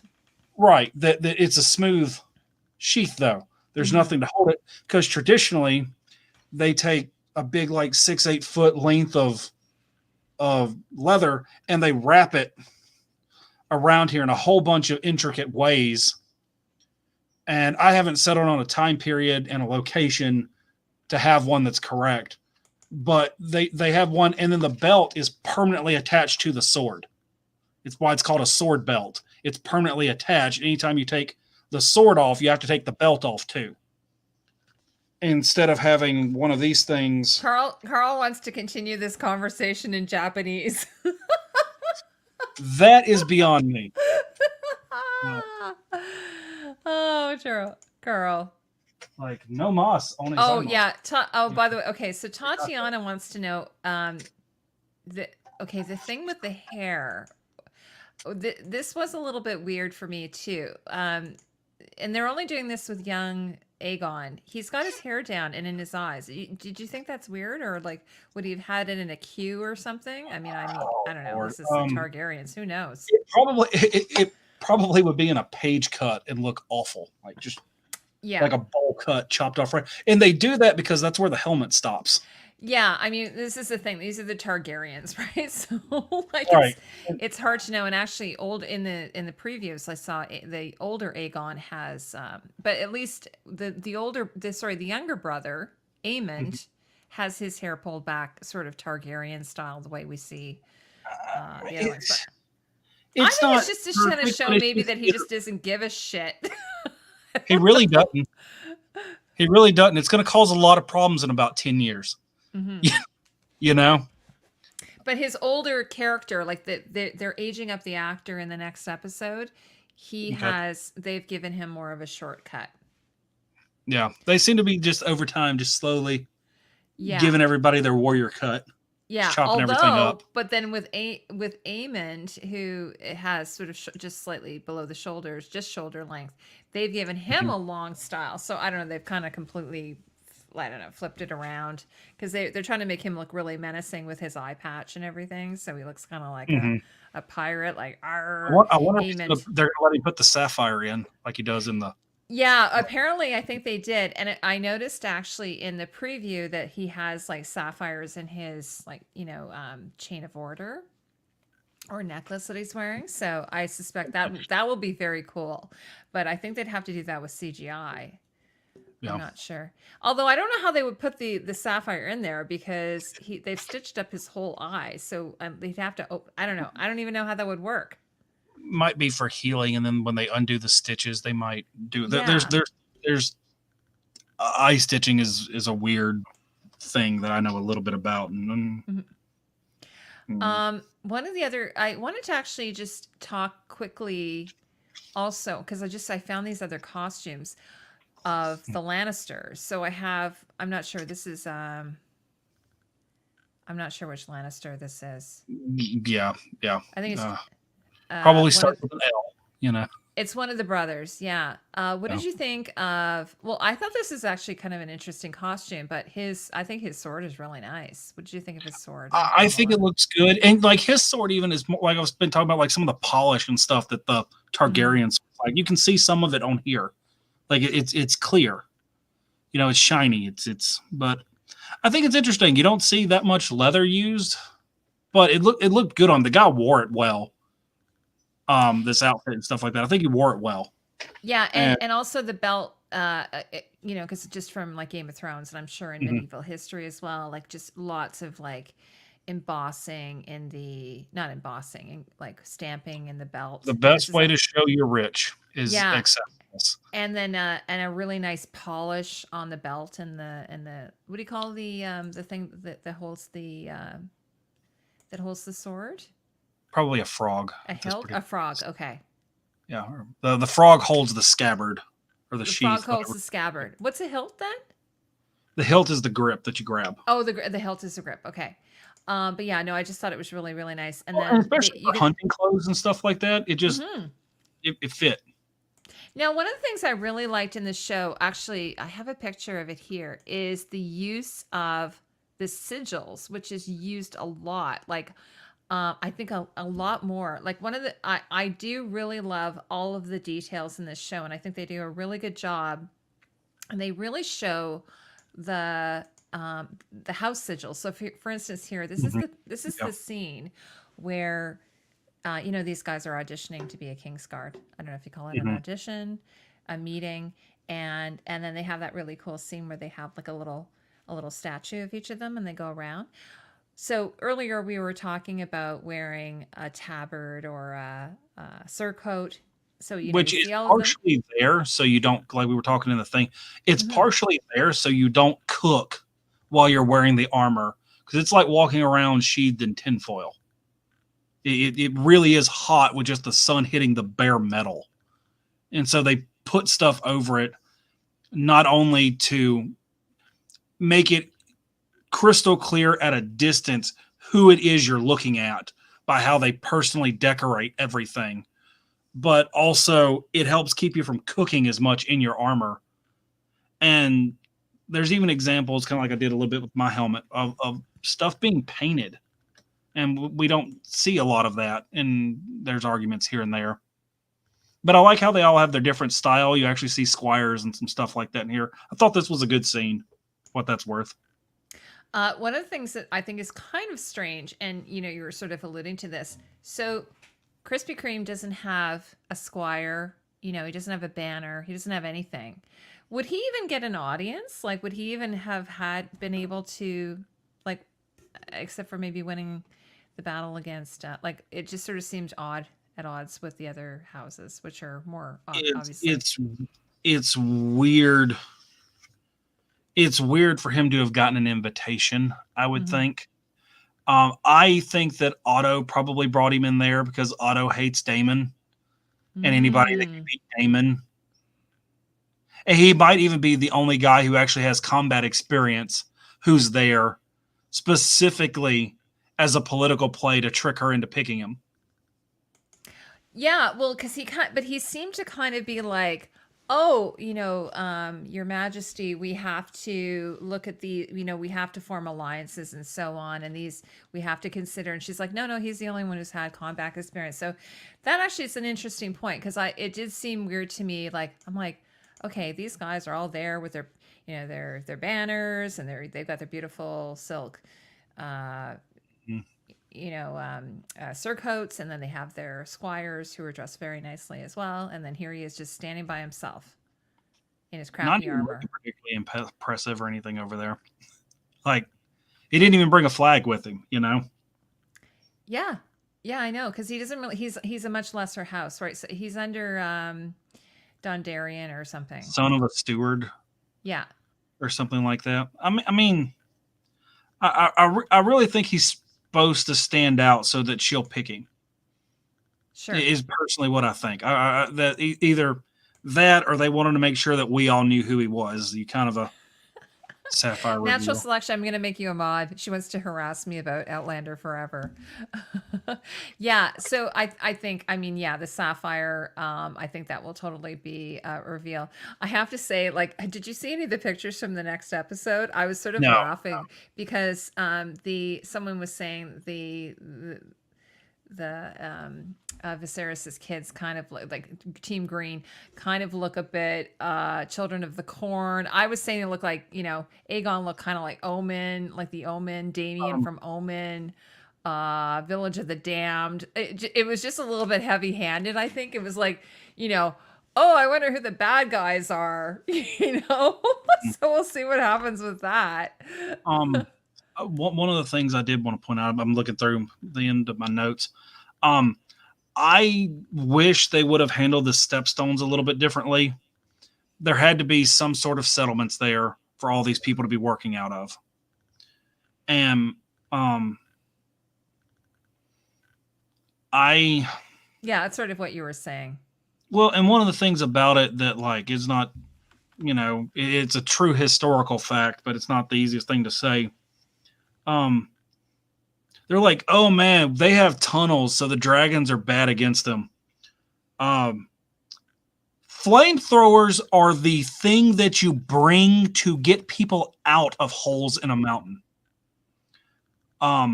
It says like one of the only things that the Japanese feared in World War II was the flamethrower guys, because all that heat and stuff, you don't have anywhere to run. It all gets in there. It destroys everything.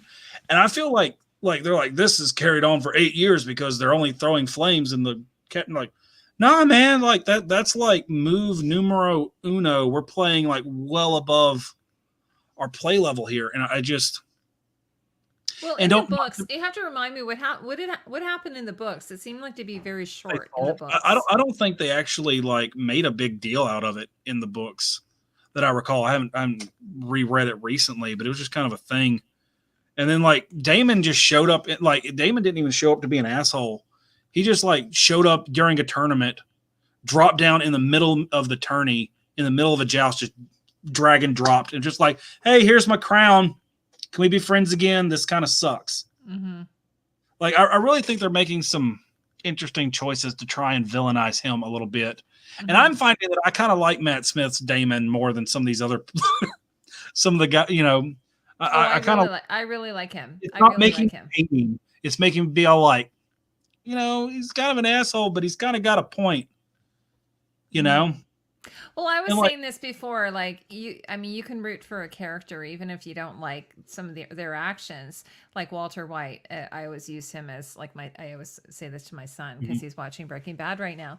You can root for a character even though you don't like some of their actions. So like, yeah, he murders his wife. You're like, okay, I hate that, but I'm kind of still rooting for him. Like people rooted for Cersei Lannister. She blew up the Sept of Baelor with I don't know how she has fans. Like you may not like her, but you might have rooted for her. She's got like back when I played D&D, she has what we call slut magic. It's not actual magic. Well, it's her but, cheekbones, her but cheekbones. like the slut shows up and people just get away with literal murder. Like I couldn't have done that with an entire Tyrell army of 50,000 people, and she's just like, hee, I accidentally killed them. Yeah, she's. I love that slut magic. I'm going to use that. Thank you. It's something it's a phrase I coined. I found this picture, which is a really good picture of the crab feeder because we were talking about the stepstones. Are we not going to talk about how that guy had grayscale, and everyone should be shitting their pants? Yeah, yeah, for sure. I was wondering if it was like something else, or if we're just not talking about like the. Okay, yeah. So he definitely had the grayscale, and it was, and so then some of the comments were when Damon was dragging him out of the cave, he was just dragging him. But then I was like, well, why didn't he at least wear gloves? But people were like, no, he had his blood all over him. So technically, he cut the guy in half, and like I mean, like grayscale, like they are terrified of it. Like y'all think COVID scare was bad? Like people were really terrified of grayscale. And some dormant grayscale. Can you go into remission with grayscale? There's no known case of it. Someone was saying that I guess the Targaryens have a little bit of resistance. They have like maybe they're like, I don't know, they burn hotter or something. I think it was an unnecessary detail, and I don't know. Like if it was in the books, I would have felt like it was a setup for the Great Plague that happens in another like 100 years. Like maybe it came to Essos, but I don't think the show's gonna be playing that far ahead. Yeah, I agree. It was interesting too. They kind of like the crab feeder, which he's the crab king. Yeah, and I think that we lose an entire like line of Targaryens to grayscale. Mm-hmm. Some point in the books. Anyway. Okay. No, I was just saying. I think that the there was sort of, this is where the canon was with this, is that this is supposed to be a Sons of the Harpy mask. Yeah. That he gets washed up on the shore. I might could see that. I don't know if that, but like the Sons of the Harpy only exist because of Daenerys. Yeah, I was kind of confused about it. I never watched the original show, but everything looks like stuff. Here's a reference to it. Dragon says that no Targaryens have died from grayscale to the spring sickness, not the grayscale. Spring sickness, yeah. There's other than Shireen. I can see argue that, yeah. Yeah, Shireen. Yeah. She was, yeah.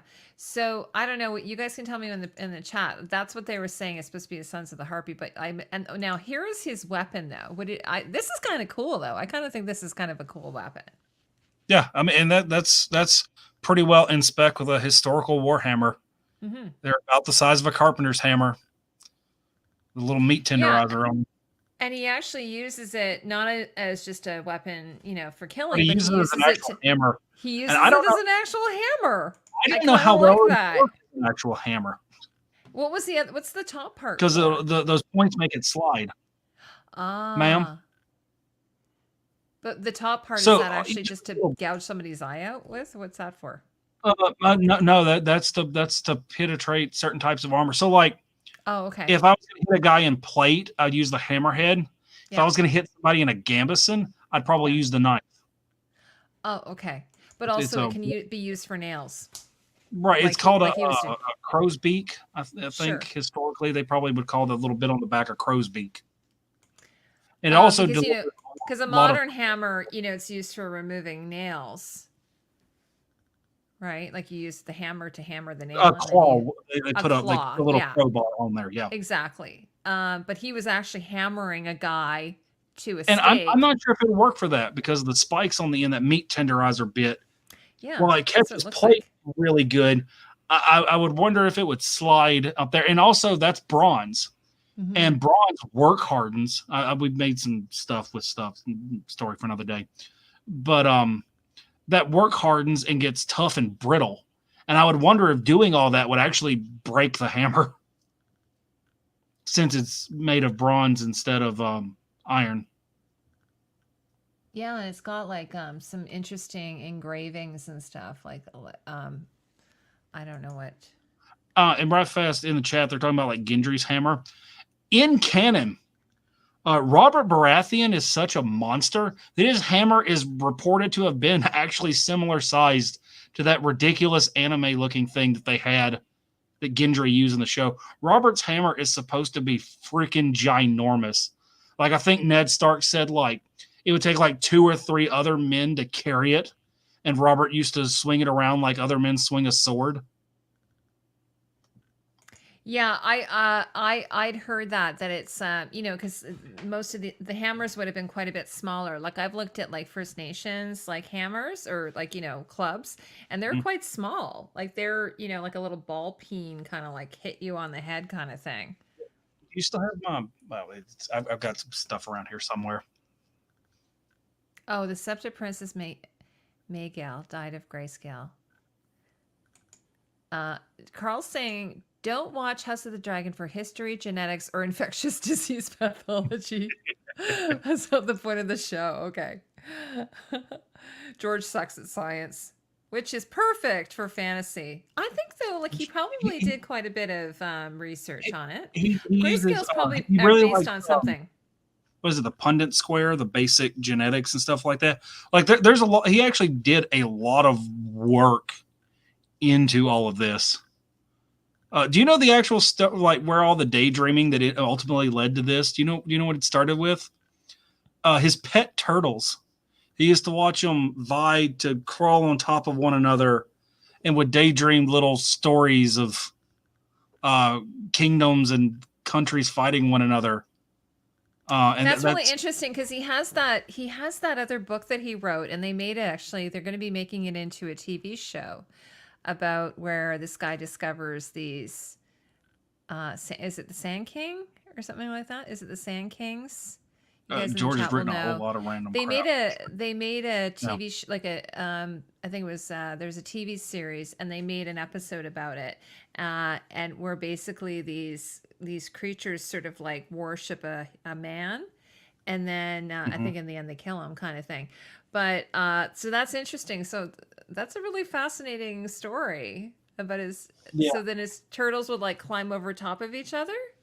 Yeah, to like sunbathe and stuff like that, and to hang out. They jostle for space, and turtles will stack up on top of one another for whatever reason.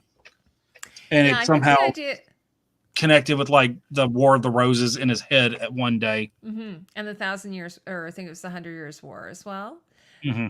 I think the idea was Robert, like when we meet Robert in the series, he is quite a bit older. He's kind of like a Henry VIII type character who's been injured and he's put on weight and he's just not as, but in his younger days, kind of like Henry VIII, as you were mentioning, was actually quite strapping and was an athlete and did all these jousts. Yeah. He was like, he would have been kind of like star athlete, I think, at the time. Like, royalty oftentimes would have been like our rock stars, right? So that's what he would have been. I think at the Field of Cloth of Gold, he shot, he was shooting a huge war bow, and he could hit the stick at like, it was a ridiculous distance. They were talking about it, like hundreds of meters, 200, 300, 400 meters. Could hit the post they were supposed to use for a target, just hit it like 11 out of 12 shots or something like that. I don't remember all the details on a lot of this stuff. Kind of blurs after a point. Well, they do touch on it a little bit in, it's pretty fantastical, but in the Tudors, they touch on a little bit of the younger Henry. I mean, he was famously goofy as a kid, and he was famously hot as a young man, and then he was famously gross as an old man who was dying. Mm-hmm. Yeah, because he had like gout, bad feet. He had a sore somewhere in between his genitals and the top of his thigh that didn't heal for like 20-something years. Oh my god! And, something I was thinking about with Viserys.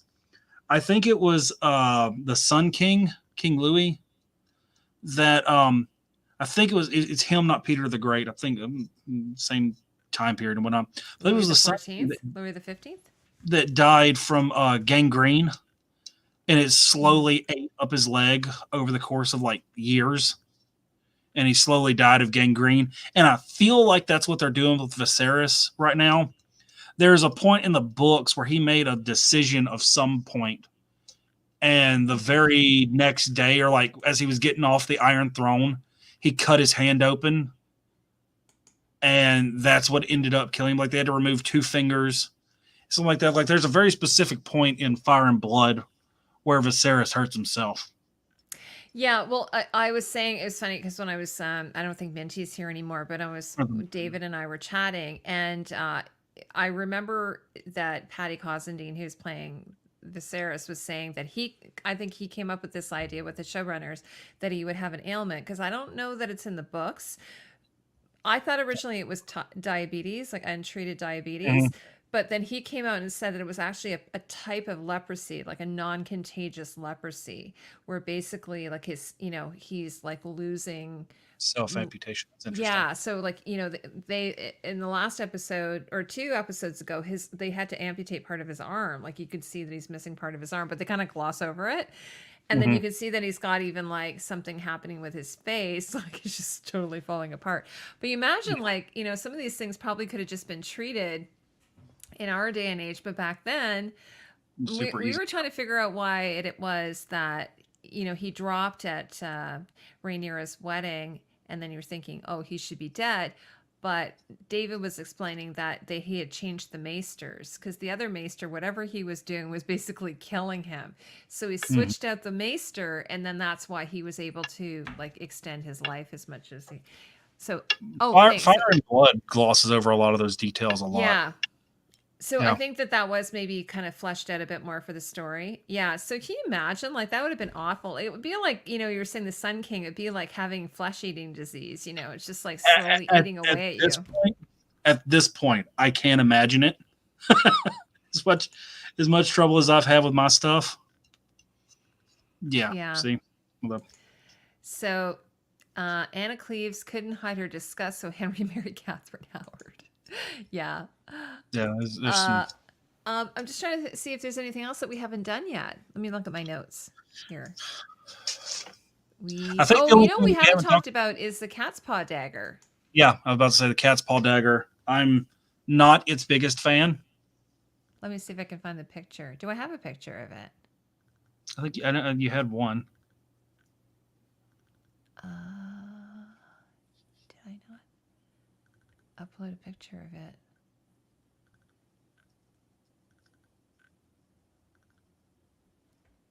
Well, before you even get a picture, I think it's an unnecessary callback to Game of Thrones. Like, you could have given them all kinds of stuff. The Targaryens aren't even really listed as having a Valyrian dagger, which I feel would have been an oversight not to have mentioned, since they already have 2 swords that are famous. Like, who did he give? What happened to Dark Sister? Where's Blackfire? What happened to the dagger? Is he wearing it there? No, I don't know. I don't have a specific picture of it. The I things think everyone knows what it looks like. I put it in the thumbnail. Part of the reason why this originally came up is it's got this kind of shape. This kind of shape is super popular on a lot of fantasy type stuff. It's not really good for anything. It's sort of like a drawn out steak knife.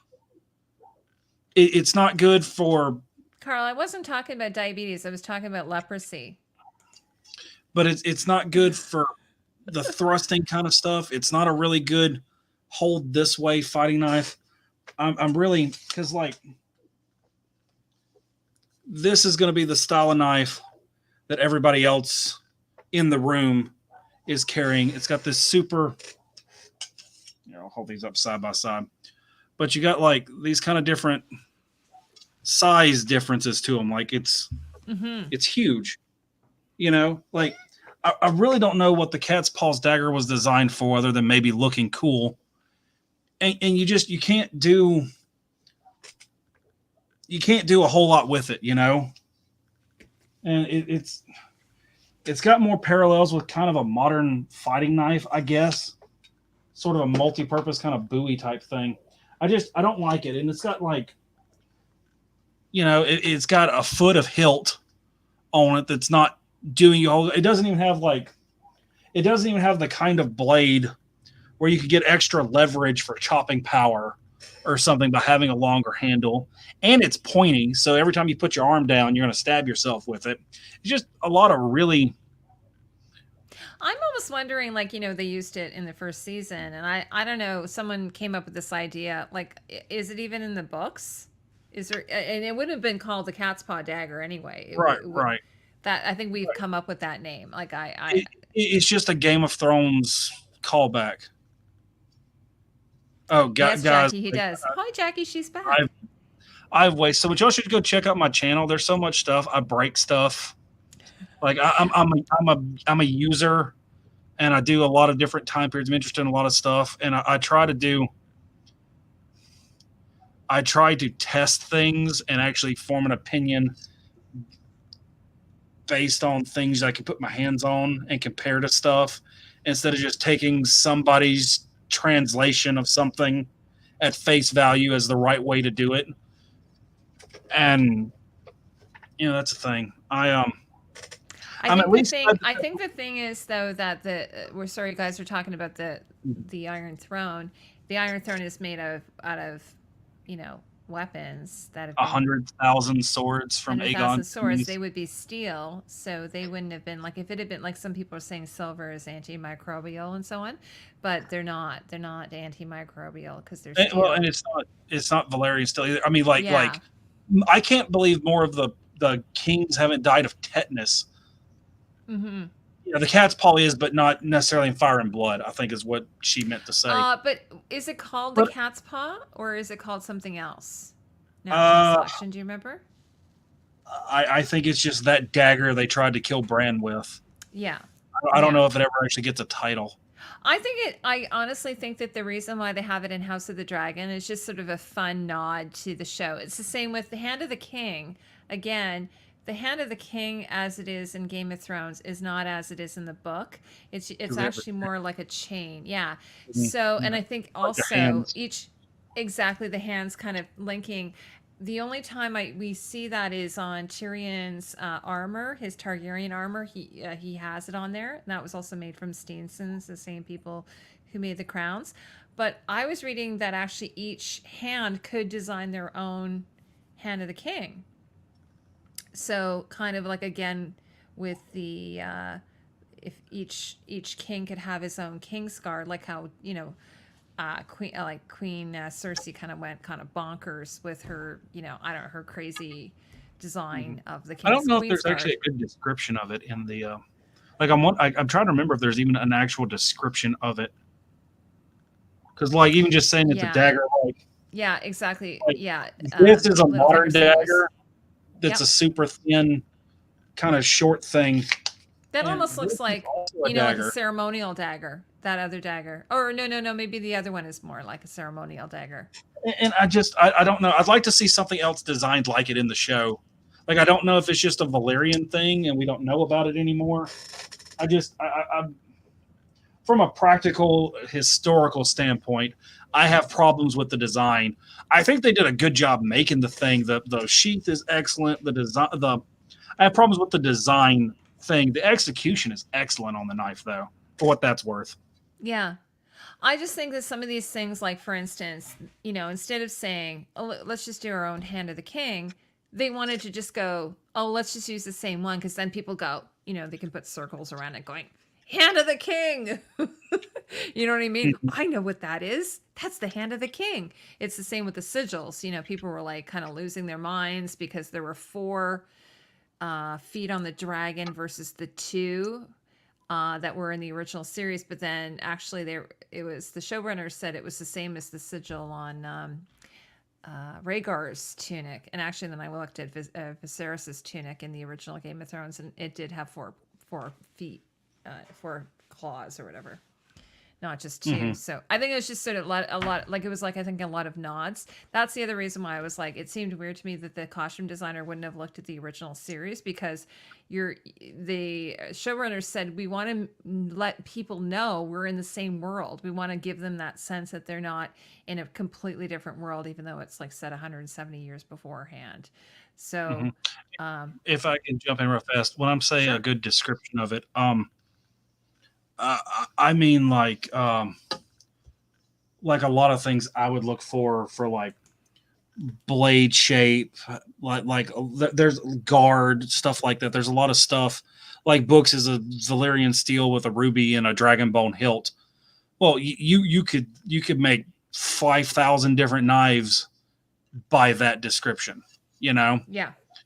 And you know, it's just a little thing. I just on a practical level, I think it's a poorly designed knife. As a good looking knife art piece, it's a really damn good example of one. You know, my 2 cents. Yeah. Like for instance, one of my uh viewers, she was asking me, there was one scene with a ring or something, and she's like, "Oh, is that Danny's ring? Because Danny got her ring from her mom, who is Rhaella Targaryen, who is the Mad King's wife and everything." And I mean, I just think, yeah, I just think some of these nods are just sort of a fun thing. They're kind of Mhm. um, Easter eggs. It's not really even Easter egg. It's right there, but It, it's not it's like one of the biggest I always symbols of love. the original I don't show. know if you Yeah. find this funny, but I find like they'll do episodes, like they'll do some of the analysis will be like 10 things you didn't notice, 10 Easter eggs you didn't notice. I'm like, what are you talking about? It's right there. It's Yeah. completely obvious. Somebody's searching for views today.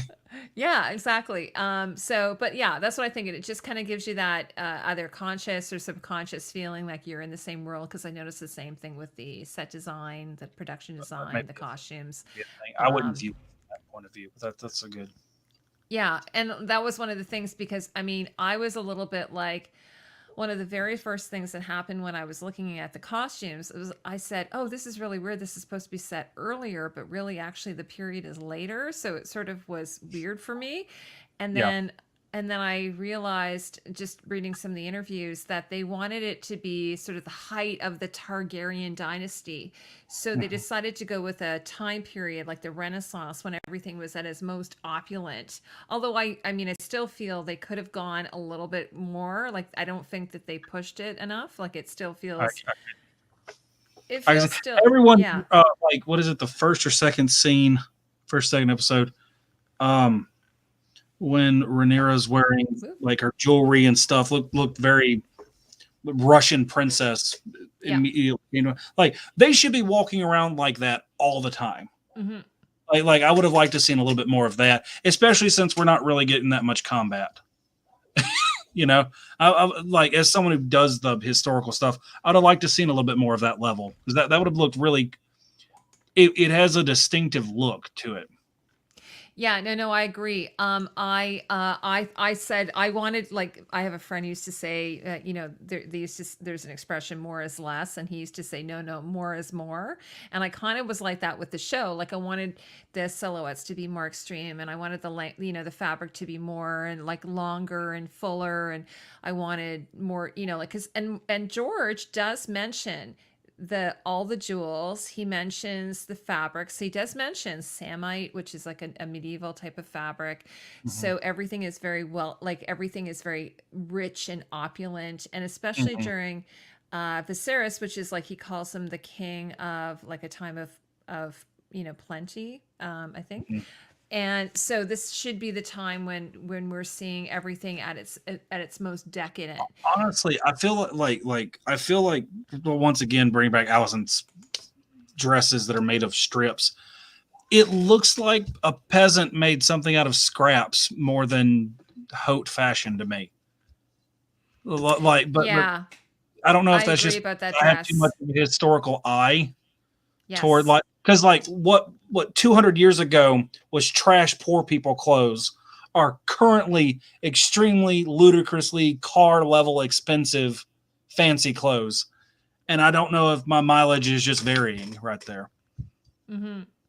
Yeah, so I don't know, like it's really really it's very subjective, and this is where it's been a little bit hard for me because I have sort of my own particular thoughts on it, and Mhm. then when I come to it, and then I know other people are like, "Oh no, I love it. It's really nice," and I'm like, "Okay, I just wanted it to be a little bit more, just because my expectations." I sort of like was saying I had expectations were the expectations met? Mostly met. Were they exceeded? No, they were not exceeded. So that's where for me Mhm. it was. I was waiting for that. I was waiting for the exceeding of expectations. And my friend D, he was just saying to me today, actually, he's sick at home, and he said, "Hey, Heidi, I went back and rewatched all of season 1 of Game of Thrones, and I just think it is so much better than House of the Dragon, like season 1." So, I don't know that it's, I don't know. But as Tony Teflon, who's one of my friends of the channel, oftentimes Mhm. says, I like to give a show at least one season because they sometimes just need to find their legs, and they had to shoot this during COVID, which must have been extremely challenging. So I don't want to. A lot of times Thanks, Ian. I like to, when I can, I like to try like halfway through the second season, Mm-hmm. because you got the first season may or may not attract my attention, but the second season a lot of times is where they found what they wanted in season 1, and the two are drastically different. I'm kind of waiting to see. I'm intrigued enough to see where they're going to go with it. Like I really, for all I might be coming down hard on some stuff, I'm not hating the show. I'm really not. There's some things that I think they could have adapted better. But on the whole, it's a pretty good show, especially if you don't know anything about it. It's probably a great show. It's better than season 8 of Game of Thrones. Oh, totally. Yeah. You Well, know, you know what? I think this is great. I think we've gone through everything we were going to talk about. Is there anything else you wanted to add before we head out? We've been here for like 3.5 hours, almost three, I think 3.5 hours. I'm on like, I don't know how many drinks I've had. I'm not slurring though. Still watching. Yeah. Watching paint dry is better than than Game of Thrones season 8. Yeah, like I think that. I so wanted. I got all the way through with it. I got all the way Thanks, through with Mooney. season 8. I was like, I'm not sure I liked how they tied that up. Like all my friends were like, I didn't even make it to the last episode. Yeah. Oh, Booney, we're not talking about jewelry. We were talking about armor, and we were talking about weapons. That's what we've been talking about tonight. But I know the earrings you're talking about, and they are sort of using sort of Renaissance like inspiration for the jewelry. That's sort of where they've gone with that. So I thought I'd figured out where the jewelry came from. I'm still doing a little bit of investigation. So I did find, but also, you know, we were talking about Rhaenyra's coronation, not her coronation, but I call it her fealty sort of outfit. There's some, you know, as you were saying, there was some Russian inspiration there. She said the Byzantine designer could be said she used somewhere. some Moroccan bride, but also some Byzantine kind of thing. So the jewelry has a bit of a Byzantine thing. So she's kind of, yeah, I don't know. I'm not really sure what's going on with the jewelry. The jewelry is interesting. It's interesting. I could go. I see stuff in the comments. I could go off on like weird aging choices for Wheels of Time. Like aging up the characters in Wheels of Time completely ruined Wheels of Time, in my opinion. Oh, Like there's so, ugh. Tatiana says that her dad loves season 8. Them's fighting words, dad. That's fine. You know what? My attitude is, if you like it, totally cool. Hey, go at it. Why not? But you're not a big Wheel of Time. I see. I didn't read the books, so I'm only like a show person. I've managed to go through I've managed to get through the first one, and I just like there's so many things that like it's okay for a 14-year-old to do that it's really weird that an 18-year-old doesn't know better. And I have a lot of time with there's a that gives me that cognitive dissonance that I can't get into the show. You know. Well, Booney, I don't know that I can say that it's authentic to the Renaissance period because she's pulling from so many different periods. She's got Middle Ages, she's got Renaissance, she's got Elizabethan, she's got Tudor, and then even like she's even pulling from cultural. You know, there's cultural, there's Russian, there's we were saying Moroccan, there's Byzantine. Like it's kind of like I looked at some Byzantine jewelry and it looked kind of thing. Master, okay, tell us what the symbolism is then. Share your wise words with us. So I mean, I can't. I don't know. My show ever is Dark. If you say it's terrible, yeah, it's my favorite show too, Dragon. I have Have you not seen seen the? Dark. What's it Have you on? seen Dark? It's Um, it's brilliant. It's funny because I was on David Lightbringer's I channel, remember y'all and talking about it. he loves Dark. Anyway, it's funny because I just started watching The Empress, and one of the actors from Dark is in it. Like it's German. They're both German. So Dark is like it's a I don't it's not a it's like a time traveling sci-fi dystopian. I don't even know how you describe it, but it is so layered and so like it's almost like there's that meme where there's that guy, I think it's from like Sunny in Philadelphia, where he's got like all the push pins and he's got all the threads going all over that. Mhm. I can't even imagine how they would have plotted that. Like it's like it's so brilliantly plotted. It's What crazy. uh, It's on mm, Netflix, channel? Netflix? but it's foreign language. So you can watch it. I watched it with subtitles, but I think there's a dub as well. I prefer Subtitles are watching. usually better. I watch it with the subtitles. Same with The Empress. And then they have a new show called like I think it's 19 is it 1888 or something like that? You guys in the chat will probably know. Um Way better than dub. Yeah. yeah, You yeah, yeah, for sure. lose a ton of nuance in dub. Like I hate when they don't do a direct translation. They try and like Americanize the stuff for the dub, and like stuff just does not come through worth a flip. Oh, okay, sorry. Master says there's a triangle pointing up and one pointing down. One of the first times we see them is when she was speaking with the kind. She said, "You don't mention our talks to Rhaenyra, do you?" Okay, I'm totally confused at that. Are you okay? Are you talking about Rhaenyra? Okay, you'll have to message me or something. Oh wait, she had multiple times where she could have been loyal to her friend versus her father and the king. She had a conflict about it since Emma Well, died. and see, and like how I was pointing out at the beginning of the show, if Yeah. everyone had their original ages, where Allison's literally like 10 years older than Rhaenyra, it by trying to age them together and make them best friends, it kind of messes with some of the interaction up in there on some of it anyway. Yeah, I think it was interesting. Yeah, so I'll have to look more at the symbolism. I've noticed some symbolism. They're like I said, I think they're doing a pretty good job with some of the details on the show. Oh, she has been loyal to her dad the whole time, to Damon, to Otto, to Allison, to Kristen. Are you talking about Allison? Are you talking about Rhaenyra? I'm confused.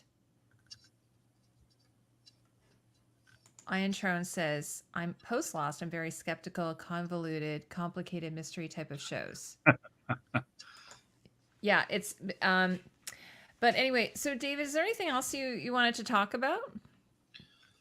Yeah. Not particularly. I think we burned through everything I had more or less. I have a few of your pictures here. Maybe I'll just show them before we go, and then if there's anything that you thought of that we missed, here, let me show you. Okay. We looked at this one. You showed me that one, right? Yeah, and this is 1550s. That one's an original. The one before that, that's an original. And we were talking about some of the different like the pauldrons and the helmet and the way some of this stuff kind of fits together. And this is a light horseman, I believe, Italian type make, a lot of stuff. And also, like, this is an interesting note. Where he's sitting is a very comfortable place to sit on the horse, but we actually don't sit that far forward on them anymore because it breaks the horse down.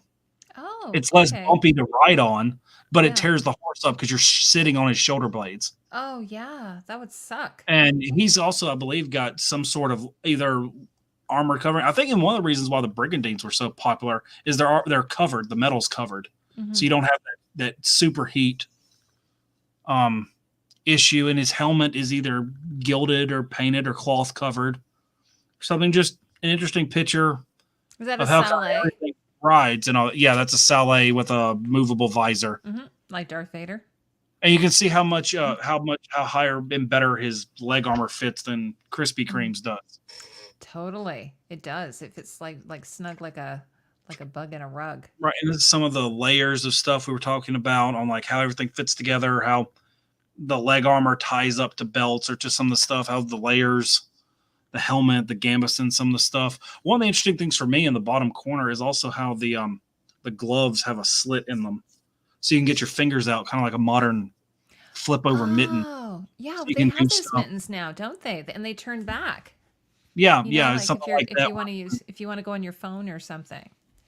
Yeah, and I thought this was a good picture of some of the different layers and kind of how they all Mm. kind of go together. And you can sort of see how the sword belt is tied onto the sheath or the scabbard or whatever it is.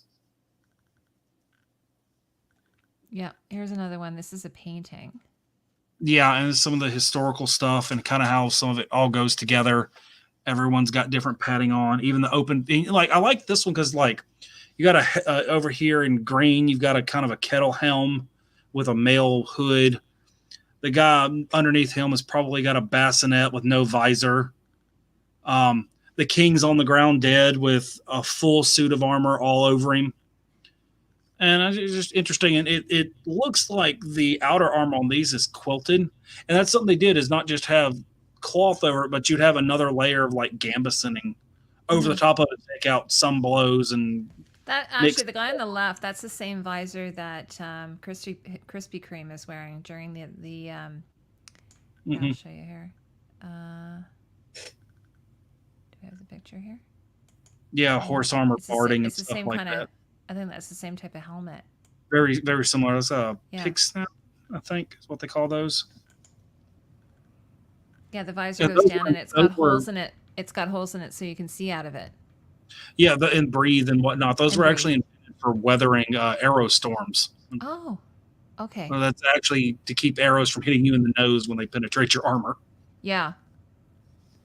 And then there's this one. This is really cool, this picture. Yeah, this is a reenactor being a Byzantine cataphract. You can see, a lot of the heavy armor, and it was one of the better ones I had for both scale and for barding, which is what you call horse armor, as a general statement. And I've had some of the I've had people comment on my channel if I do animal costumes, armor, and I'm like, no, not really. But honestly, I've seen a lot of the animal, like horse armor, for instance, and it's just as elaborate as the human armor. Mhm. Well, and you're probably going to be closer to the horse than you are to the guy riding the horse when it comes time for an actual like average person riding by to see it. Do you see the guy in the tux in the Maserati, or do you see the Maserati? That's a good point. And what's That's this a here? Roman helmet. Yeah, and you talk about like some of the like guys with money make stuff that's gaudy just for the sake of having stuff that's gaudy and stuff like that. This is a Roman cavalry helmet. The faceplate may or may not be removable. So on there, it might just slide over. It might be completely able to be taken off so they can save it or whatever. But they might actually fight in these, depending upon who they're going up against. Wow. And some of the like tournament stuff, and even like we were talking like how a lot of the stuff, can you see it from 5 feet? This is some of that like at a distance that this is taken, you can tell all those things pick up clearly in ways that some of the other stuff in the show doesn't. And I don't know if that might even be because of the difference between like what you can do with metal and what you can do with plastic. Yep. And this is a helmet. Tournament armor. You can see some of where it connect to stuff on maybe on the chest right there with the holes. This is probably, and this is speculation, but informed speculation. This is probably for fighting on foot with either poleaxes or great swords instead of being jousting armor, because it's more likely to have too many splinters go through there. But you fighting with swords, you want maximum visibility and easier enough to breathe because you'll be doing a whole lot of heavy lifting real fast. And then this is your last one here. All right, and this is some Byzantine armor. I want to give an example of like how some of the layers could have been put together and some of the different combinations of stuff. You've got some different Corliss Valarion's armor is almost taking those panels on the armor on the scale. He's definitely wearing those. And you can see a little bit better how the pauldrons fit. Sometimes either stuff on the arm, but a lot of times they fit kind of higher up and they're smaller. And there's just some late Byzantine armor. I thought it'd be a good examples for how some of the stuff could have looked Mm-hmm. and stuff like that. And you even get some of the decoration and stuff like that. I've seen some testing. I think Cap and Ball is a YouTube channel. A fella from no, I don't say I don't want to just talk trash. Maybe Hungary, something like that, Romania, something like that. I cannot remember where his channel is from right now, but he shot a wheel lock pistol at some armor like that and found that it can even stop like pistols. And the armor on the left there with the leather bit sticking out, like it's actually really good armor, and it just is a lot simpler than it looks. And with everything done overlapped in that way, you don't have those point catches for lances and stuff to catch into the same way you do with the way they decided to go on the show. Yeah. Just little examples. Some of that Roman stuff Very looks cool. really That like, one, this is a reproduction though, I'm assuming. Yeah. 'Cause Yeah. I would say I saw so. some scale like at the ROM. It's just like they only have small, like they don't have, obviously. Yeah, I mean, like I think like the biggest. pieces of it, right? Mhm. But they can kind of like, put together, like figure it out, I guess, how it, We're piece getting together a how lot it would have looked. last 10, 15 years, especially last 5, 10, we're starting to get a lot of ways to examine it without destroying it. So we're starting to get a lot more, kind of like the Damascus stuff. We're getting a lot more information about it to reproduce it than we've had previously. Yeah, exactly. Oh, okay. I don't know. They're having Chat's an argument in the running wild chat. over there. Okay, I'm gonna leave that alone. Yeah. Okay, so I just wanted. Okay, so Redwolf, I just want to thank you so much for coming tonight. I'm starting to get a little sleepy here. Yeah, We've been going a long time. We've been going a long time. Amber's probably like, what's going on? Anyway, this has been so great, and I really would love it if you came back and we can do either something else on this show or we can do another show. We have to keep in touch, okay? Yeah, I'd love to come back. Just let me know when you want me. And see more of your collection that you have there. Yeah, Sitting behind you. I got a little bit of stuff. This isn't even. I mean, you saw how I sent her. Like, this isn't actually my sword rack. This is the stuff that I've been using recently. Yeah. I had it to hand. Like I've got an actual like I had to buy two shelving units to put in there so I could stack up all of my training gear, my sharps, my broken ones, my axes. Like I've got a whole like half a room of random crap laid up in there that I do stuff with. Thanks, Mooney. That's so nice. Yeah, guys, this is recorded, so if anybody is interested in coming back and looking at this, it's been a really fun time for me because I was saying to Redwolf that like I've never. It's funny. I've never been into like reenactment or any of that stuff, but throughout my background is in theater. And since I went to theater school, I've always been super fascinated with arms, armor, military uniforms. Like, the costume designer for Star Wars was actually a military expert. Did you know that, Redwolf? I didn't. I'm not surprised.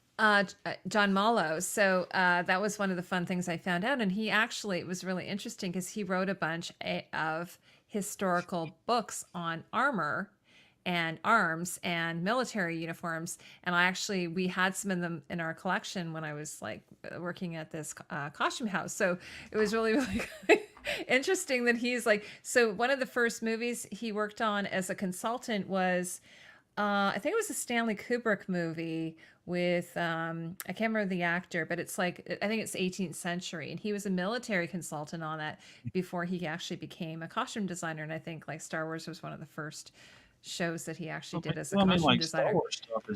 Star Wars stuff is on point. They knew what they wanted. So that's why you see a lot of like World War II sort of inspirations behind his costumes. That's why, because he had this like amazing, and they had to work with very little money as well. So we had Roger Christian on the show. He was the props person on Star Wars, and him and I had a really great conversation about John Mallow before he passed away. He was apparently a really amazing person. So I just wanted to throw that out there. But anyway, so Red Wolf. What's that? just before we get off whatever, but like anybody wants to come over to my channel, like not shameless self promotion or anything, but like a couple of interesting things have popped up here, and like y'all want to get a hold of me and argue or want to see me try some stuff and make a fool of myself when I can walk again, hit me up. I live for it. It's just thank you, Carl. Carl, like to do.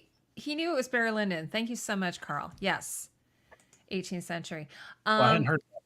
Yeah, it's with Ryan. I think it's Ryan O'Neill, if I recall. But anyway, so yeah, he was a consultant on it. But I wanted to let everyone know that I put I put Redwolf's link to his channel in the description below. So if you want to go check out his channel, and we'll definitely have you back. And you know what we should do? We should have you back. We're going to do a thing called Spectacular. I came up with this idea last stream to do like at the end of the season. We're going to just have like maybe Tatiana and I were chatting about it. We're going to have like an end of the season, get everyone to kind of come back, talk about the show, what we thought of it, and we'll just sort of invite people in and they can kind of pop in and out kind of thing. So Just we're looking at doing that. Yeah, I think we might do it like, I think it's October 20, Tatiana will talk to you about it, October 28 or 29. Like we're going to do it probably on a Saturday, like kind of how we're doing today. Okay. And so we'll do that. And also I want to let everybody know that on Tuesday, we're going to have our regular House of the Dragon roundup, after the episode airs with Tatiana. We're going to have Rebecca, and then we have our special guest this week is Middle Earth Lore. His real name is Farhan. He's been here before. So we're doing that. And anyway, yeah. So everyone go watch The Empress. Excellent show. Maybe if you want to watch Interview with a Vampire, great for like, October, Halloween type stuff. Did you have anything else you want to say, Redwolf, before we go? No, I appreciate y'all having me around. Have fun. Got some more stuff to show off sometime. This is so great. I had a blast, by the way. This is so great. Every time I've had you on, it's always been so fun. I love it. Oh, okay. We'll work that out, Tatiana. No problem. Yeah. Okay. Well, thanks, everybody. I'll talk to you later. Have a great evening, and we'll see you on Tuesday if you can come by. Bye. Been a pleasure.